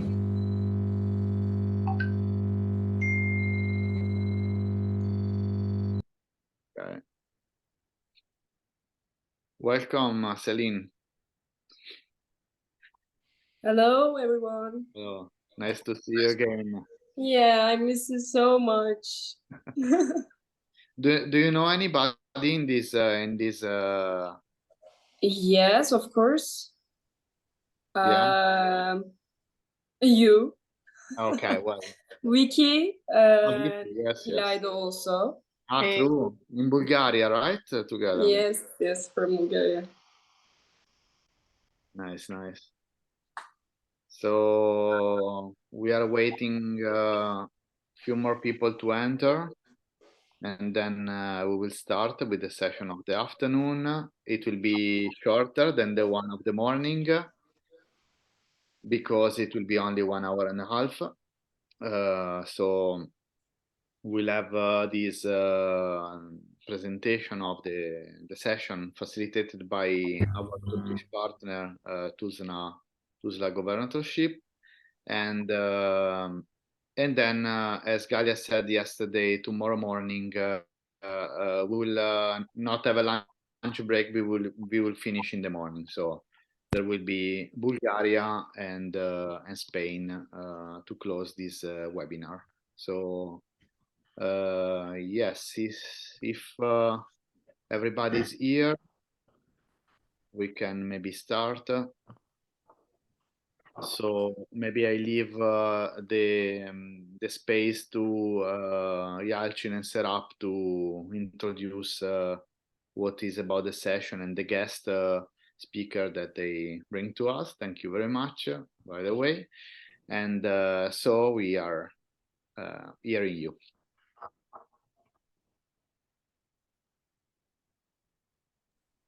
Hi, everyone.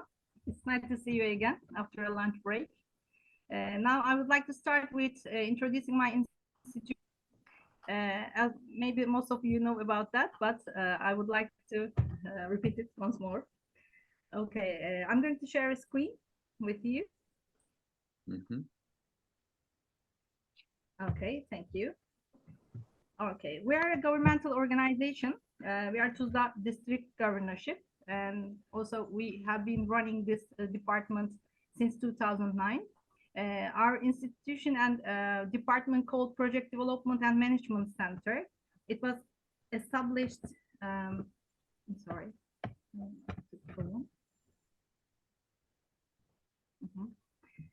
The department was established in 2009 with some goals for sure. Okay, it's a public body, as you know, because it's a governmental organization. And our institution is wishing to develop and implement projects by following up the recent developments in public administration and civil society in the process of Turkey's membership in European Union. And it's very important that we have been very active in youth field and also adult and vocational field. TUPIOM has involved, TUPIOM is an acrostiche project management and development center, has involved a considerable number of people in the field of adult education, vocational education, and also youth. What we are dealing with Erasmus Plus projects, but before that, as you know, it was Youth in Action, it was Socrates, it was lifelong learning program. We have been working, Yalçın and me have been working in this field since 2004. But we are living in Tuzla since 2007. So we started to work with Tuzla governorship, and we work these projects under the Department of Project Management and Development Center. We are only two as a project department.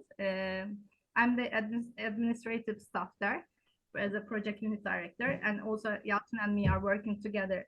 He's a project expert.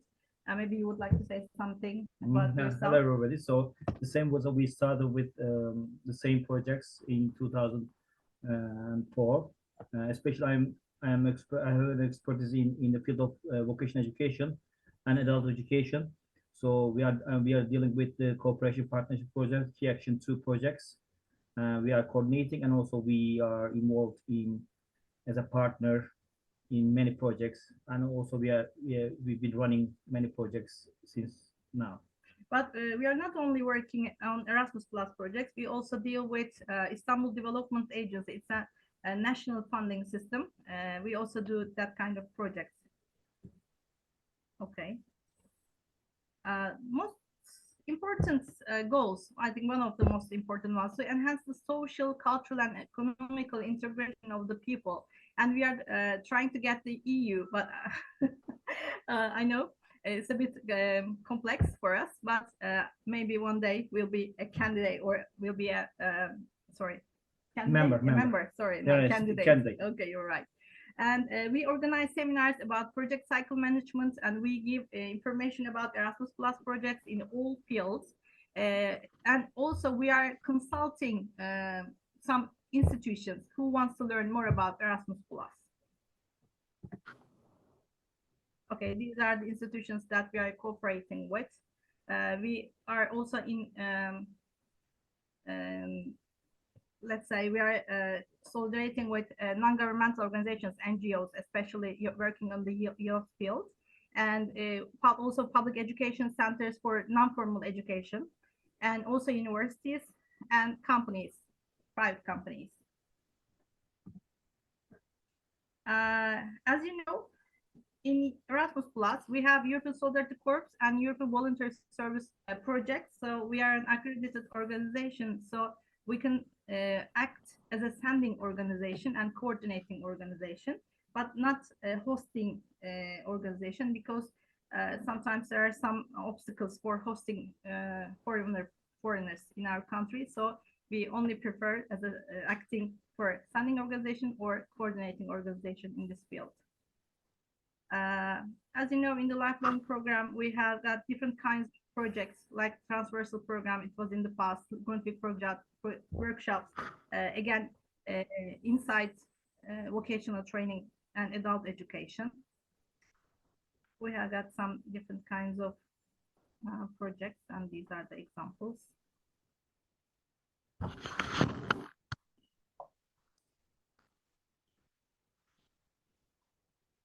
Tiziano, do you remember this one?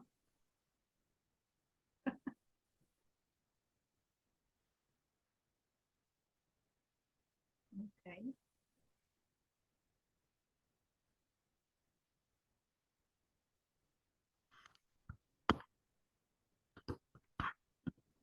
We are also very active in the field of sea maritime projects, because we are located in Tuzla. Tuzla is very famous for its shipyards.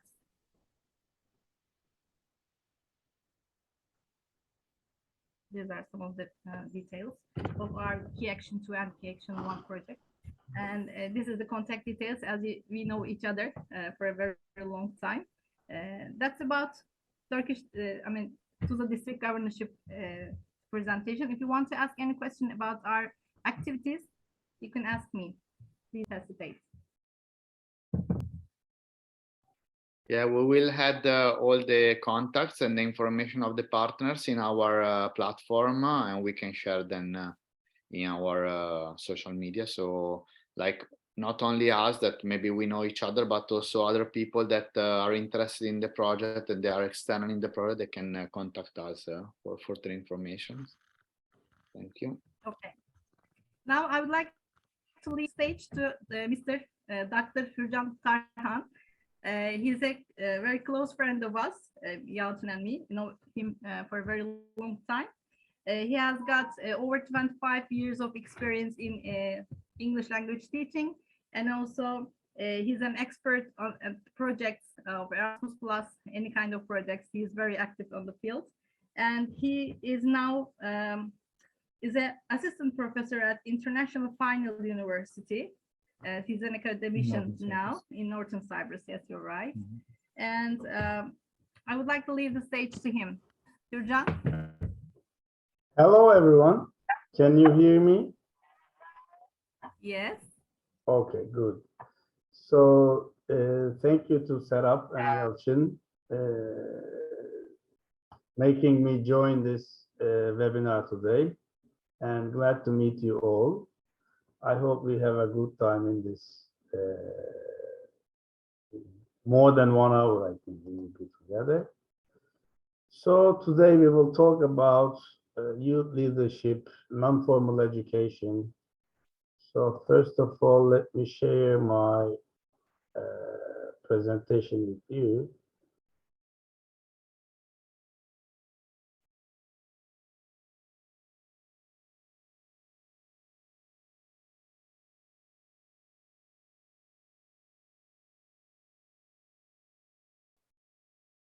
I think you can view it now.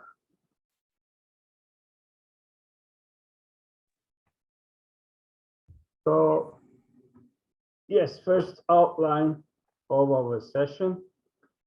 We will make an introduction, define youth leadership and leadership competencies among youth, and then non-formal education, understanding it, defining it, what are the key characteristics of it, and how non-formal education contributes to formal and informal learning. And then what are the benefits of non-formal education in youth leadership? We will talk about flexibility, adaptability, its inclusiveness and for diversity, experiential and hands-on learning, empowerment and active participation. And then we will continue with leadership competencies for youth, essential types of leadership competencies like communication skills, decision-making, problem-solving, emotional intelligence, teamwork and collaboration, and time management and goal setting. And then 9 non-formal education approaches, seminars, workshops, simulations, role-playing, adventure-based learning, case studies about them, and mentoring and peer-to-peer learning. And then what are the non-formal education tools like icebreakers, energizers, brainstorming techniques, group discussions and debates, reflection and journaling, and leadership games. So if you have questions, you can ask while we are going through, or you can keep them at the end and then we can discuss about them. So first, when we define leadership, youth leadership, it's the practice of teens exercising authority over themselves or others. And it has been elaborated upon as a theory of youth development in which young people gain skills and knowledge necessary to lead civic engagement, education, reform, and community organizing activities. And the development of youth leadership means giving young people the skills and experiences they need to become change agents in their communities.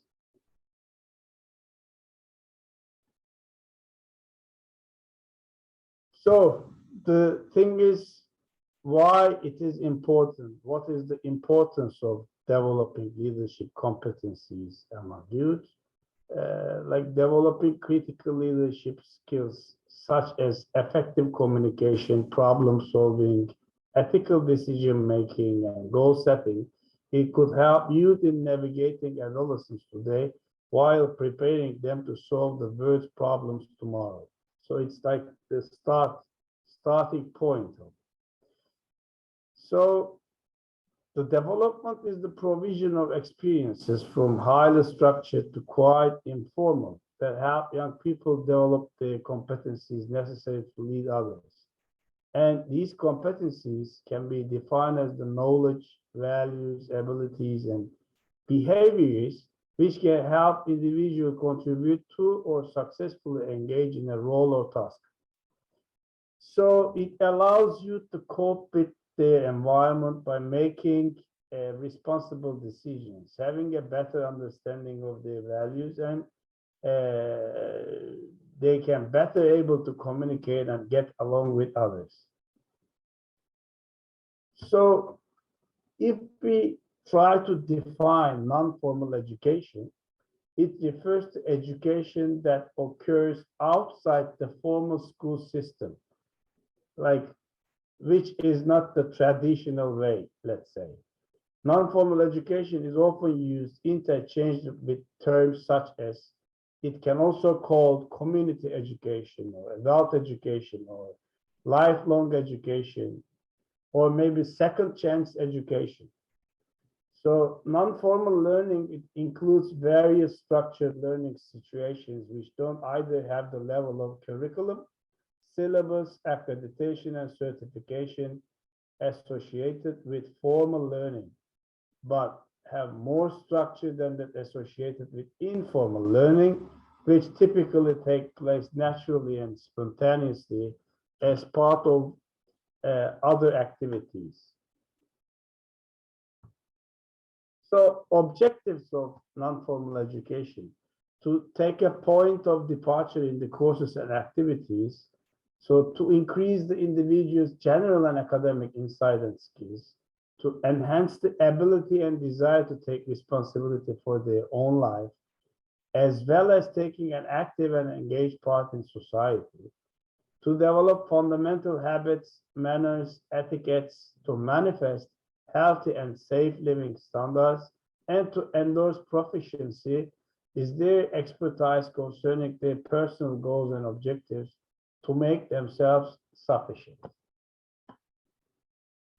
These were the objectives of non-formal education. And when we look at the key characteristics of non-formal education, it may take different shapes and forms.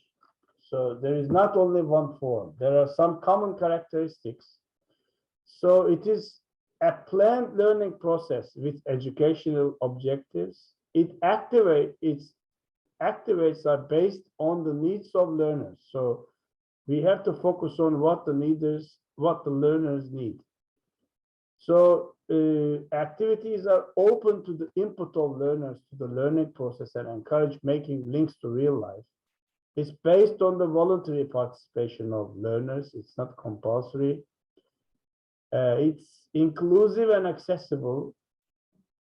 In other words, we can say every young person can take part, and organizers actively seek ways to include people that may experience exclusion and marginalization. And non-formal education methodologies are varied, participatory and learner-centered. They include a mix of individual and group learning and encourage people to learn from each other. And it's all about learning the life skills and preparing for active citizenship. It's holistic, which means, in other words, engaging learners' emotions, minds, and bodies. And its activities may be run by professional educators, trainers, and/or volunteers. So how can it contribute to formal and informal learning? So when we look at formal, non-formal, and informal learning, qualify the context and the mode in which education and learning take place, these three variants do not run separately. They are intertwined, not parallel lines. There are many commonalities between formal and non-formal education. There is informal learning in formal and non-formal contexts. For example, playing, reading, talking with classmates or teachers outside the classroom, or using the internet, etc. So formal education occupies a relatively short period in our life. However, we see it's a long period, it's not. Generally during childhood, adolescence, and youth. Although it may also take place in adulthood, those who deal with master's or doctoral studies may spend 20 years or more in classrooms. There are also those who have no or little schooling and whose learning experience comes mostly from informal learning. So these were the characteristics of formal education. And when we take a look to non-formal education, like courses, workshops, seminars, conferences, and so on, they can occur along formal education and also before and after it's completed. Many people end up having more non-formal education than formal education. The internet has contributed to expand and diversify non-formal education. And when we take a look to informal learning, it takes place throughout our life, from birth to death. Most of what we learn in life comes from informal learning. Although very often we are not aware that we are learning, some of the most important information, knowledge, and skills are developed in an informal manner. In the family, in the community, in the school system, at work, while practicing sports, talking, reading, and writing, in contact with nature, with mass media, with the arts and internet, etc. So these three forms of education are not only important for educators, but for every person who aims to strengthen their autonomous learning journey. To expand our own abilities and skills, we can complement our formal education with some informal and non-formal learning experiences. After completing formal education, there is often skills mismatch between what has been learned in the theory and what is expected on the job. So non-formal education bridges this gap by equipping young people with adaptable life and soft skills. And this last thing I said is a common issue all through the world. Students study, but they know in theory, but if they don't have the chance to practice, they don't know what's happening in the real life in business. So benefits of non-formal education in youth leadership training, flexibility and adaptability, I can say. So non-formal education is characterized by its flexibility, both in terms of its content, usually determined by a prior needs assessment of the target population, and its flexibility in terms of time, place, and the active educational methods used. So flexibility is about making changes to when, where, and how a person will work better to meet goals, responsibilities, or objectives. And adaptability in a climate of ambiguity and changing priorities will be evident where feedback, like constructive or creative, negotiations, understanding, and balanced views are evident in the goal to reach solutions. And another thing, inclusiveness and diversity. So developing competencies regarding applying non-formal education activities and techniques in different formal settings in order to encourage inclusion. So understanding the characteristic of an inclusive and tolerant environment, becoming aware of the importance of incorporation, integration, identity, and belonging. Another thing, developing communication, collaboration, presentation, problem solving, negotiation, critical and creative thinking skills. So developing competencies of ensuring harmonious group building, like taking into account diversity challenges and transforming the class as a group into a team. Having a better understanding of their own competence as teachers, will learn how to develop creative strategies for dealing with inclusion challenges in their own society. So with immigration and other things that we face every day, so or other problems that teenagers have, inclusion is becoming more important every day. And with formal education, there are not so many ways to solve this problem. So we need this non-formal education.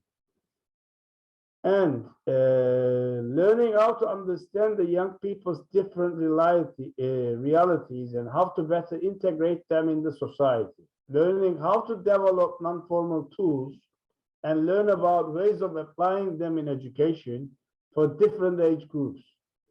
Having a better confidence in using non-formal tools and learning how to use non-formal tools, that will help create bonds between young people and the trainer in a way that every individual feels included. And then experiential and hands-on learning. Experiential learning is the process of learning by doing, practicing, by engaging young people in hands-on experiences and reflection. They are better able to connect theories and knowledge learned in the classroom to real-world situations, because they don't have the chance every time to practice everything they learn during formal education. So experiential learning opportunity exists in a variety of course and non-course based forms and may include community service, service learning, undergraduate research, study abroad, and culminating experiences such as youth leadership training, internships, student teaching, and capstone projects. These are just a few to tell. There are more, of course. So when individuals participate in experiential education opportunities, what do they gain?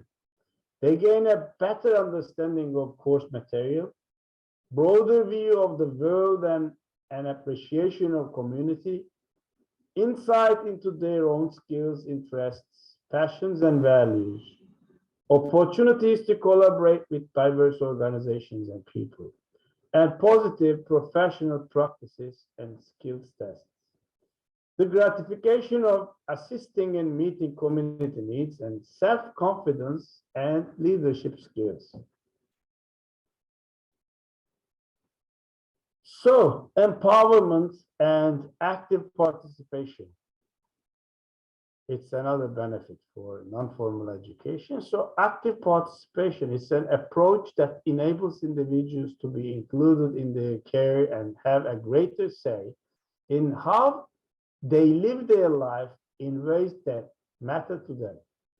The individual is encouraged and shown ways in which they can help themselves make their own decisions about the things that affect them and participate in community organizing and social activities and build personal relationships and be healthier to recover from illness too. Youth empowerment is critical for creating a more engaged and active society, and empowering young people to participate in civic life can help to cultivate a sense of responsibility, agency, and belonging, and can contribute to the development of strong, vibrant communities. So it's from micro to macro. It has benefits on individuals as well as communities. So here are some strategies for encouraging active participation in civic engagement among youth. First one, I can tell, education and training. Providing education and training is key to empowering youth to participate in civic life, which includes providing opportunities for young people to learn about the political process, how to advocate for their beliefs, and how to engage with government and community organizations. May also involve providing training in leadership, public speaking. They have trust to speak in front of the public, and communication skills to help youth feel confident and capable in engaging with other people. So second one is mentoring and support. Having supportive adult mentors is critical for helping young people feel empowered to participate in civic life, where mentors can provide guidance, advice, and support, as well as connect youth with community organizations and resources. So providing positive role models can also help to inspire young people to take action and get involved.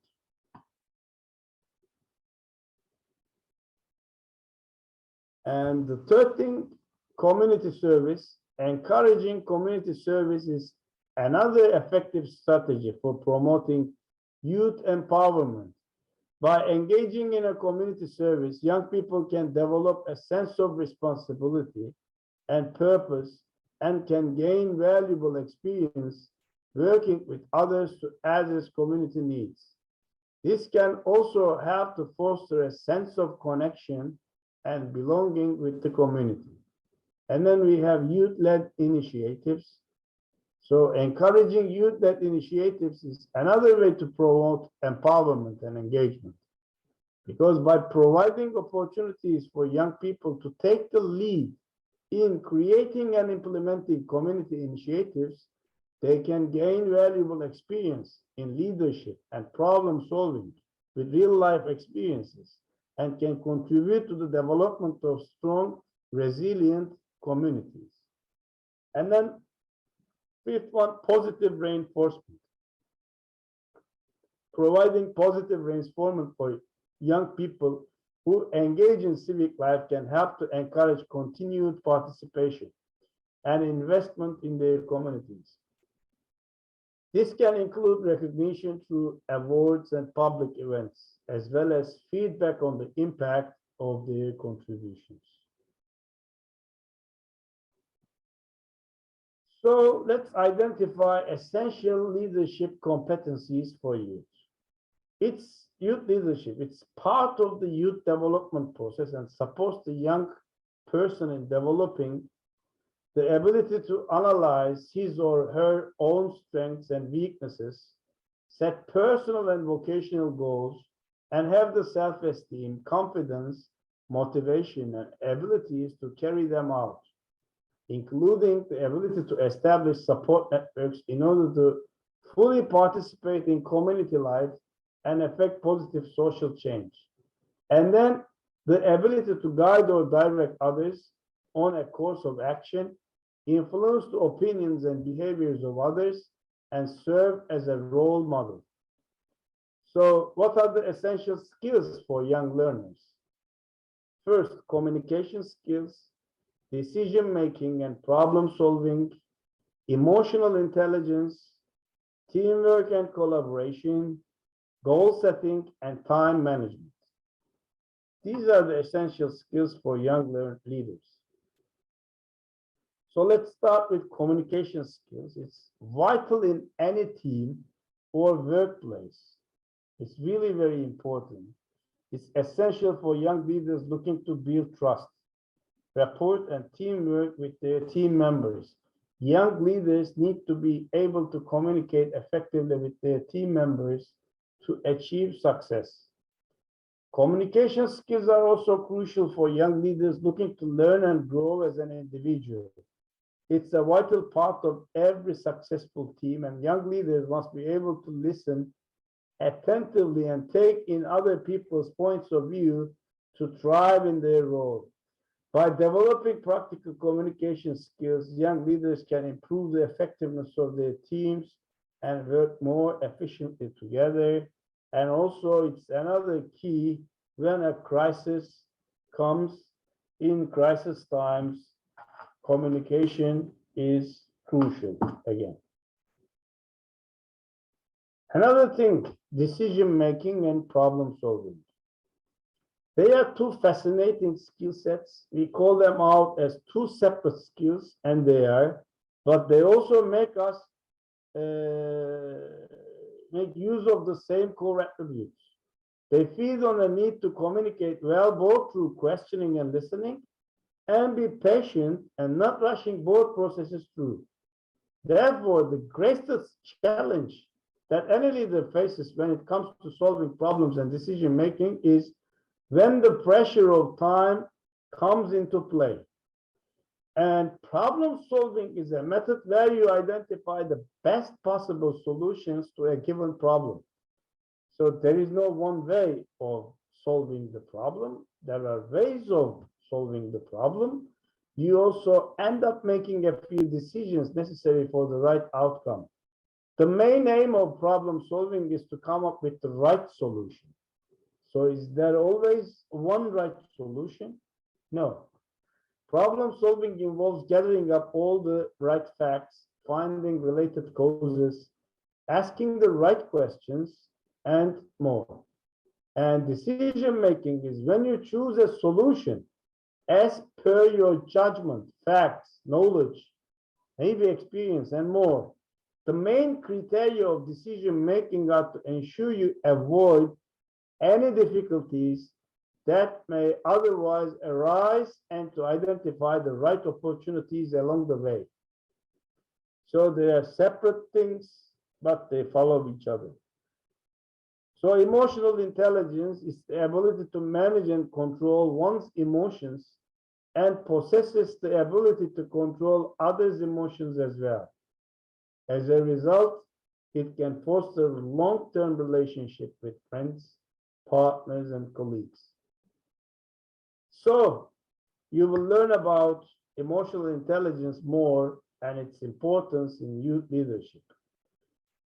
Emotional intelligence in leadership is referred as the ability to understand and manage one's emotions, as well as recognize and control others' emotions and perspectives. So why emotional intelligence is important?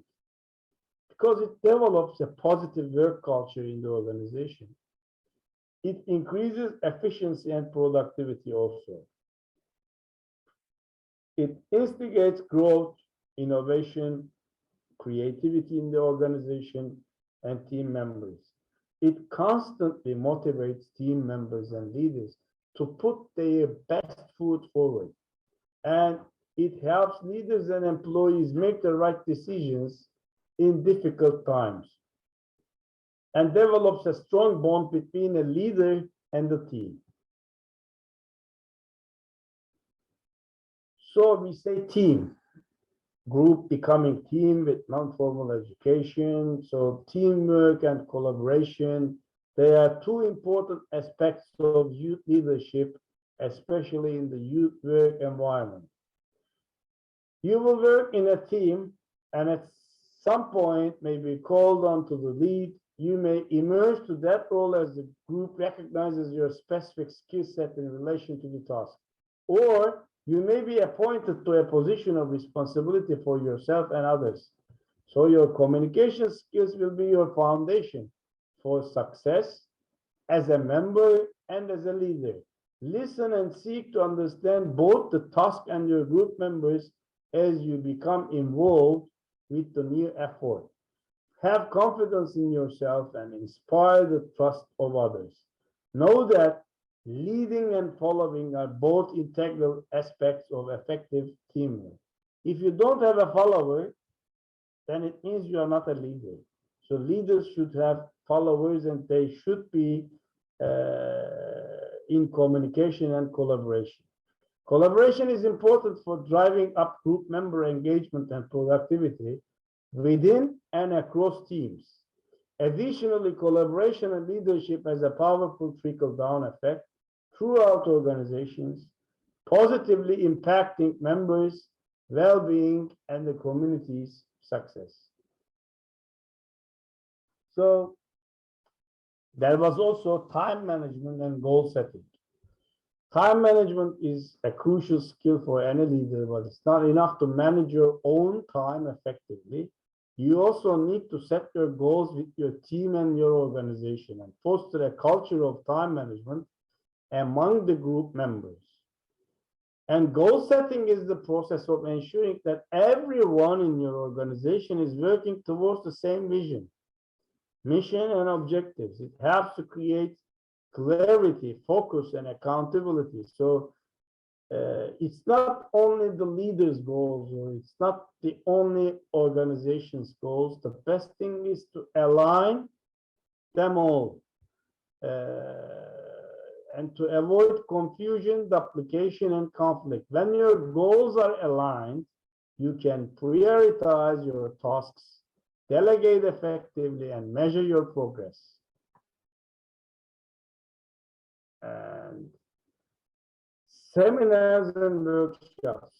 Seminars are structured more like a speech or learning approach in a classroom. In this method, the trainer or lecturer or educator delivers a speech or contributes to knowledge with a large group of individuals. So workshop involves hands-on exercises. For example, trainer may discuss a learning concept in a workshop to effectively explain the idea. The coordinator may collect participants into small groups to participate in exercises, pretend, and other hands-on tasks to apply what the attendees learned during the workshop's address portion.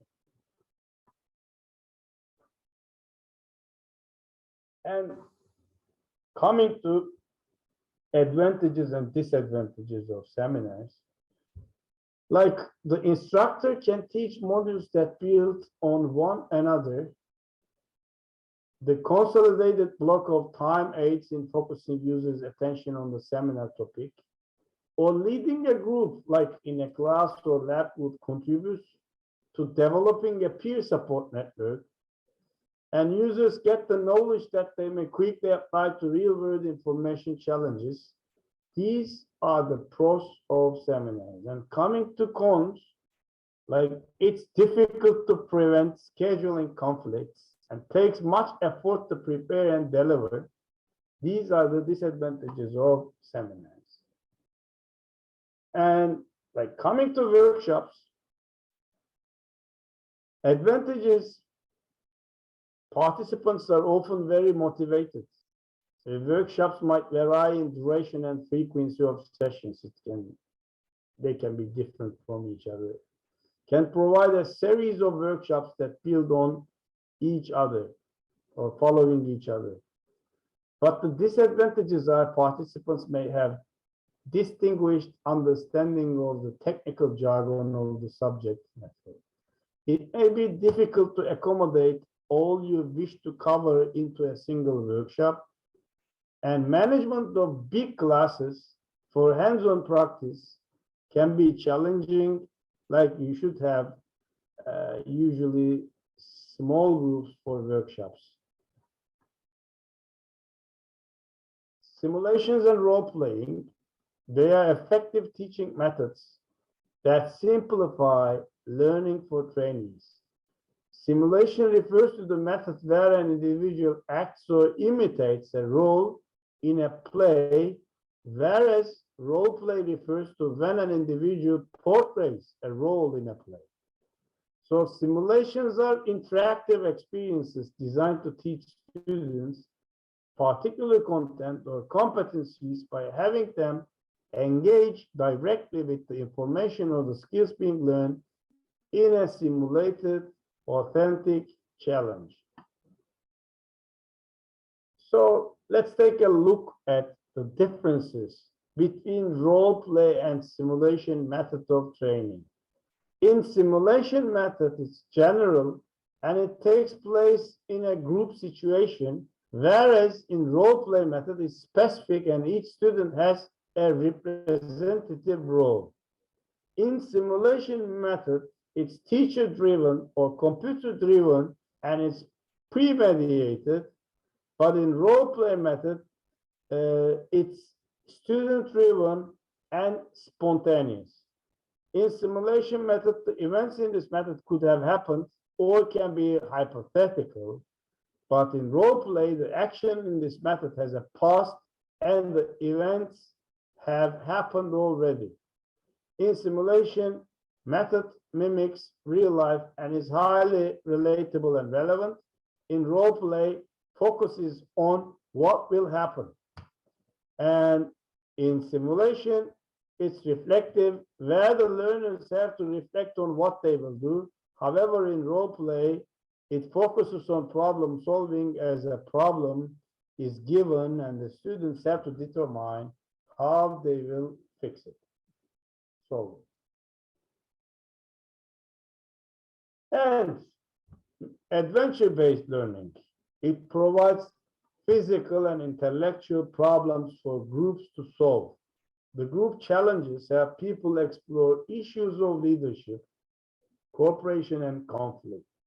The hands-on activities provide a lab for people to experiment with different ways to lead or support a team. Sometimes it's like a strategy game. As with other experiential training, at the end of each exercise, participants explore options for greater effectiveness through reflection, reviewing, debriefing, and goal setting. Because a group is making decisions in a moment, and adventure-based learning helps groups see their own dynamics more clearly, and it's a powerful method for team building and self-discovery. It uses learning by experience method and the excitement of trying something new to further support the concept that people learn most effectively when they are having fun. They are interested in what they are learning. They are actively participating in their learning. They feel a sense of control over what they are learning. They reflect on the experience afterwards. They make connections to other learning and life situations. They make connections with real life. It can succeed where conventional methods are failed. So coming to case studies, it's an in-depth study of one person, group, or event. In a case study, nearly every aspect of the subject's life and history is analyzed to see patterns and causes of behavior. So there are benefits and limitations for case studies. It can have both strengths and weaknesses. So researchers must consider these pros and cons before deciding if this type of study is appropriate for the needs of the participants. So advantages, one of them is that it allows researchers to investigate things that are often difficult to impossible to replicate in a lab. And some other benefits of a case study, like one, allows researchers to collect a great deal of information, give researchers the chance to collect information on rare or unusual cases, and permits researchers to develop hypotheses that can be explored in experimental research. But disadvantages, when we take a look at the negative side of a case study, it cannot necessarily be generalized to a larger population. It cannot demonstrate cause and effect, and it may not be scientifically rigorous, and it can also lead to bias. It's not every time the same, especially in a changing world. So mentoring and peer-to-peer learning. Mentoring is a personalized, reciprocal relationship in which a more experienced person helps guide a less experienced person's development. It's a partnership which involves mutual respect, trust, understanding, and empathy. So mentoring is unique as it focuses on the overall development of the mentee, not just their professional goals. And peer-to-peer learning is mutual learning and training strategy, which involves participants of the same level engaging in collaborative learning. Like in a simple saying, peer-to-peer learning is when one or more learners teach other learners. This type of learning allows members of the community to work through new concepts and share ideas with their peers and experience together working on the same project. The opportunity to teach and be taught by one another is an effective way for organizations to grow stronger members that work together productively, and also it gives opportunity for teamwork. So let's talk about the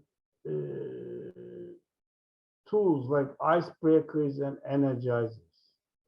So icebreakers and energizers, they can be used as tools to help participants to transition into the proper headspace for what lies ahead and to refocus during the learning experience. So icebreaker activities are an interactive way for people to get to know one another, because like when the group is coming together newly, they need such activities to know each other. And then they feel more relaxed around each other when they first meet with the help of these activities. And energizers, when people are low on energy, they are less likely to be fully engaged with the content you are presenting. Like they are not motivated.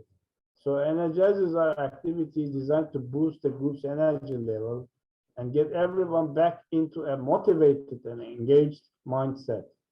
So for icebreakers and for energizers, we have two links that you can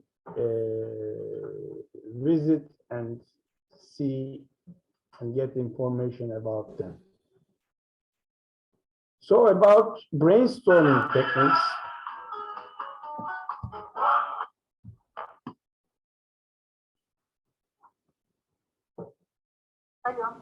Serap şeydeyim. Biliyorum. Hürrem bizi kabul eder misin? Waiting room'da bekliyoruz. Bizim elektrikler gitti de. Tamam. Tekrar girmeye çalıştık ama sen görmedin. Hadi görüşürüz. I'm sorry, Serap is calling because I'm sorry to interrupt and stop. We have to take them in. Yes, I saw them.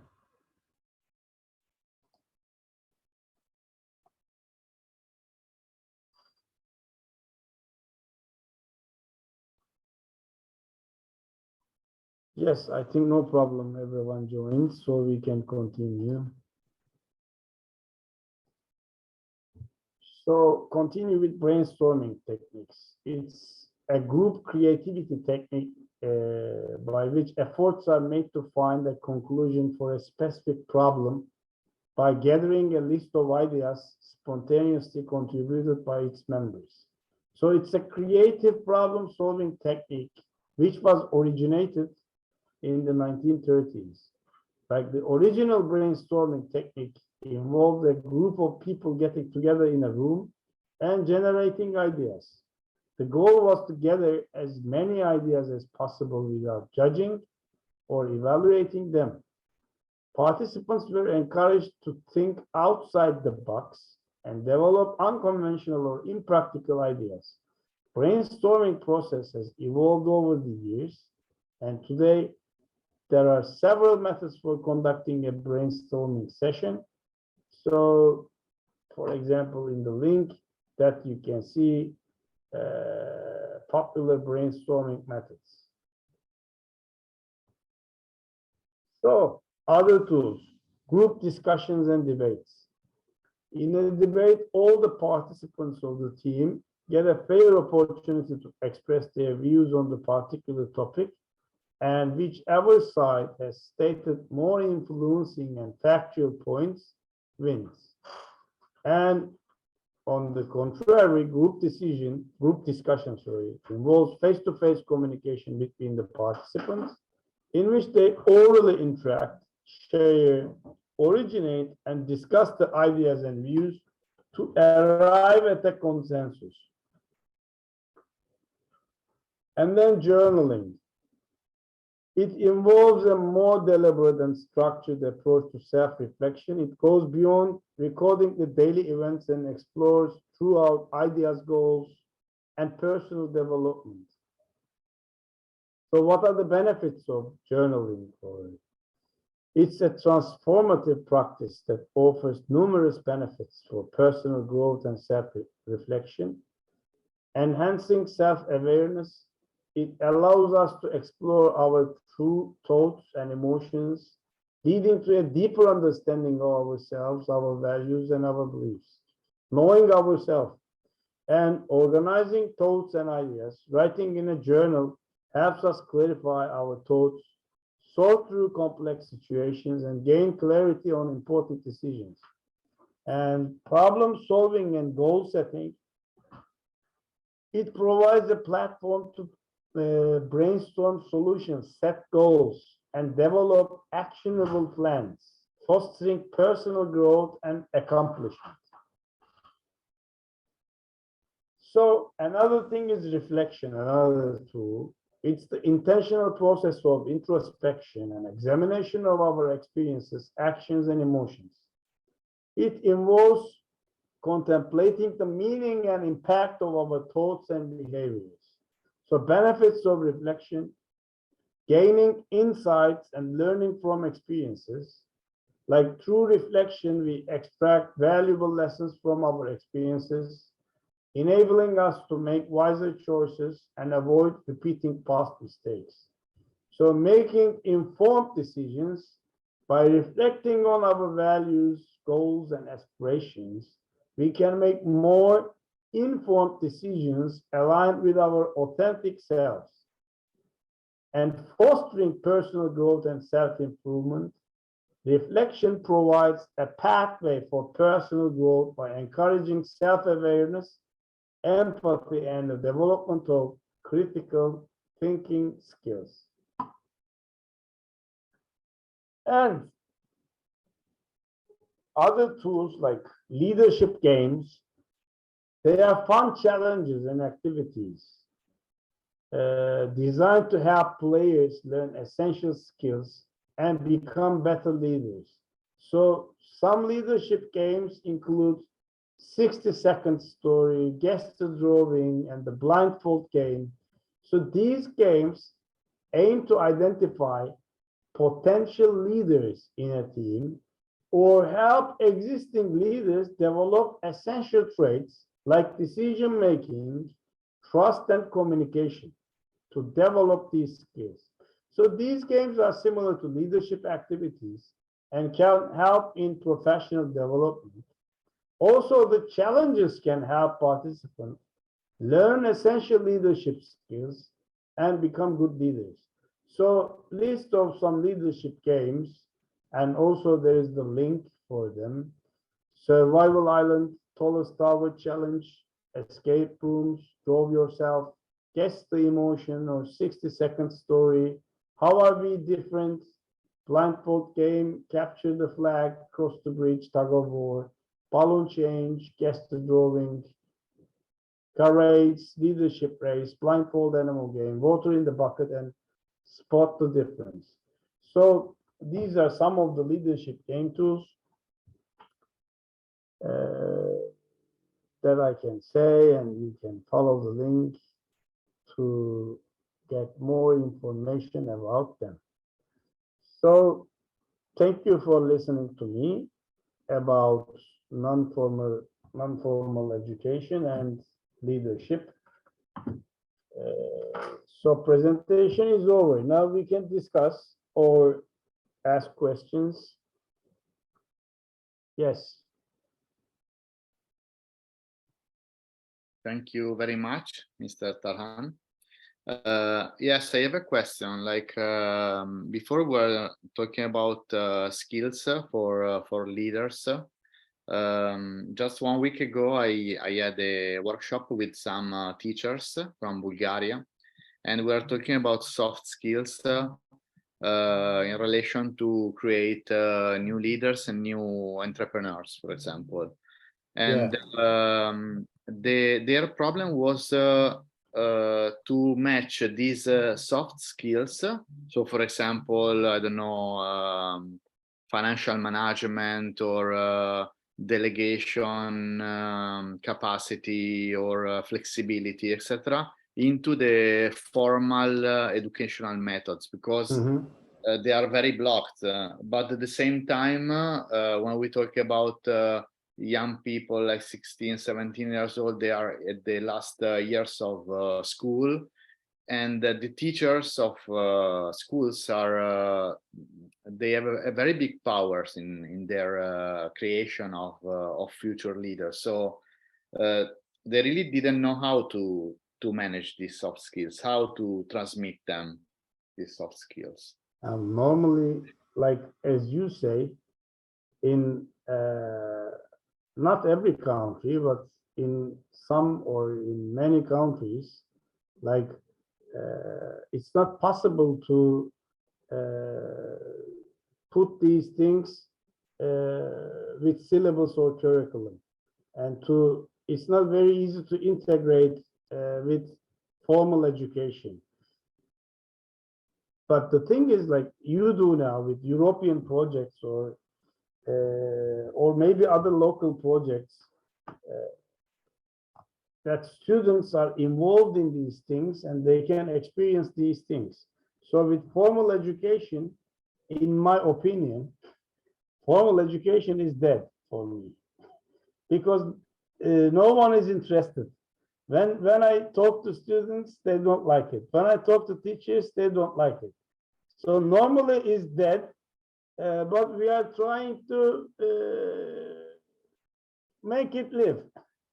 That's the situation. But some creative teachers, when they can follow the syllabus throughout the year, they can use these games or tools that I have taught throughout the flow of the curriculum.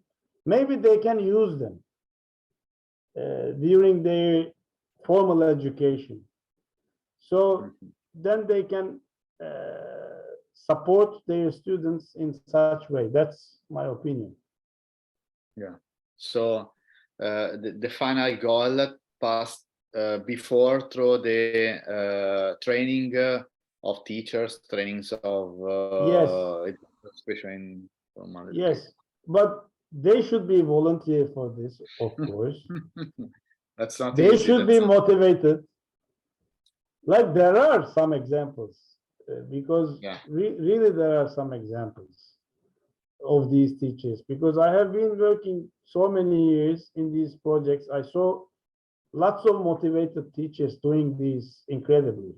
Even their centralized education doesn't allow them. They are doing their best. Mm-hmm. I don't know the experience of Nazareth and Daniela, if you face maybe like difficulties, especially to enter the non-formal world like schools, university, and bring this approach on non-formal education in there. Like I don't know, what is your experience?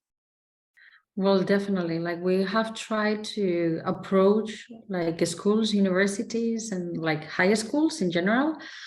Before COVID, it was easier also because like the measures and like the papers you needed to get to the schools, it was easier. After COVID, like all the regulations, they became really, really, really hard in terms of papers and administration and everything. They became really strict.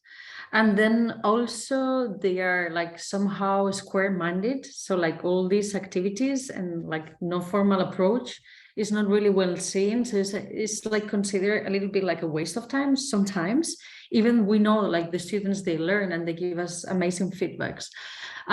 So like we change a little bit the approach. Instead of like going to institutions, we change it to youth centers and libraries, and sometimes just like outdoors, just like going to a public park and then come up with activities and try to get it in a different way. And usually like participants are super happy to be part of it. So we have to change a little bit the approach. Yeah. Also in Romania, I think the situation was getting better. NGOs going to schools and high schools, presenting non-formal education to young people. But then COVID came and everyone was out. So we still have some days, some special days during the year when also schools approach non-formal education, and there are some teachers that are a little bit younger that already participated in different projects with schools and practicing non-formal education. And during their hours, they do some activities with their students. But this is like Romania. It's always moving slower, but we are doing some action. It depends on, of course, on the region, on the city, and on the local authorities and so on.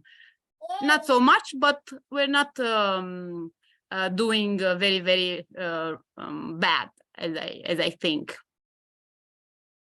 And Daniela, you are from Romania, and Nazareth, you are from Spain. Spain. Yeah, from Spain.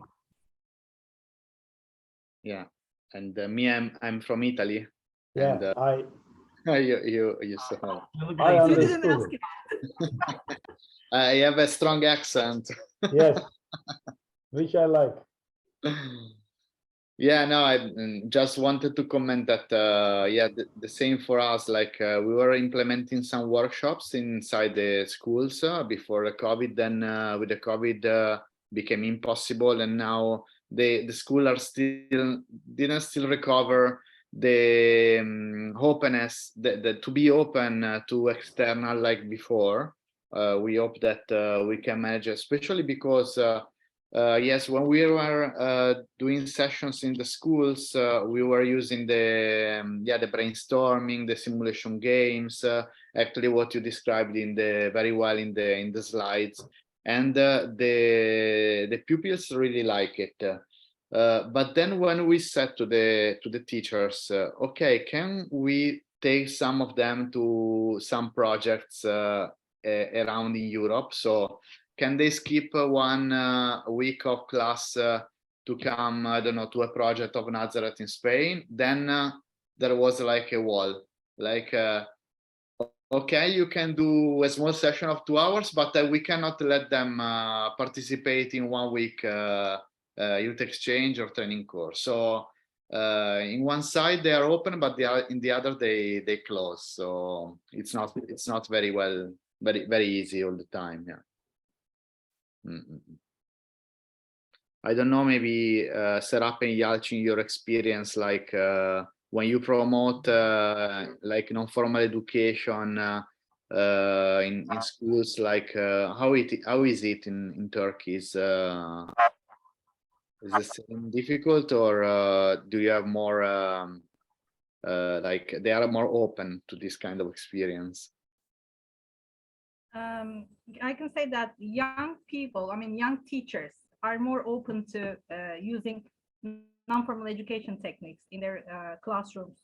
But as the age gets older, let's say after 50, they don't prefer to join games, let's say, or, you know, the atmosphere is very important, positive atmosphere. And also you can make use of games or icebreakers, energizers, warm-up activities in the classroom. But I think there, as Turcan said before, there are many teachers who are very eager to do it. And they are very energetic and they keep really very active in the classroom. But it really depends on the age. And also, after COVID-19, most of the teachers try to adapt the technological devices, you know, and try to use Zoom or Skype in their classrooms, and they try to make the games online. There was a really very huge improvement on technological devices after COVID-19 because we were all at home. Yeah, most of them, they try, but if they're old, no, it doesn't work. I see. Okay. But the best thing to promote this thing is these European projects. But everyone is not very lucky to get funds from European Union. So they cannot come together and they cannot apply these things. But when they have local or external funds to do these things, they have the opportunity to work on these things. And besides the things I presented, for example, we also use as non-formal teaching techniques like creative drama or digital storytelling or photo voice, such things. Students are really interested in these things. So, and they learn more things doing these activities. They become like real life activities. You're right, like doing by practicing, right? Yeah. Practicing, communicating, collaborating, everything. They're like puzzles, they unite together. Yes. Also, are there students with us here? I think yes. So we can also get their experiences or about these things or their willingness to take part in these things.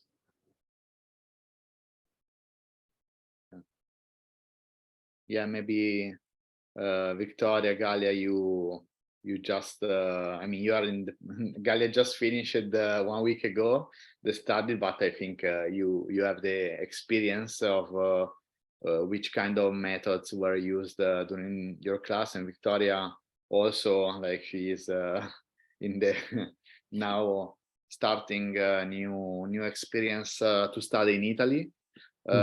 But coming from Spain, so maybe you can also comment about this, like the integration of non-formal educational method in the formal educational methods. Like maybe you can comment something. I could start. Yes, I just finished the master's in European politics, and we had like really great professors that worked a lot of years in some agencies connected with European policy, some even in European Parliament, but none of them were teachers. So majority of them were like people that are connected with politics, with some, let's say, education, immigration. They really knew their topic, but the methods that were used were mostly, formal.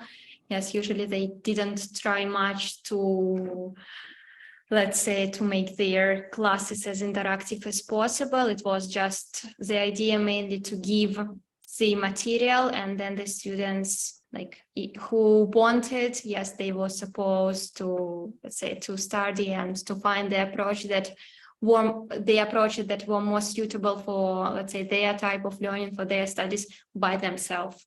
Yes, there were, of course, maybe like 2-3 professors that were more inclusive, trying to find non-formal education methods. And yes, I think most of them were a little bit younger than the others. But yes, I don't want to say that it was like the age thing. No, it's just the majority were people that finished their political career in governmental structures and just went to university to study. So that's why we had majority like this. Thank you. Thank you, Galia. Gracias.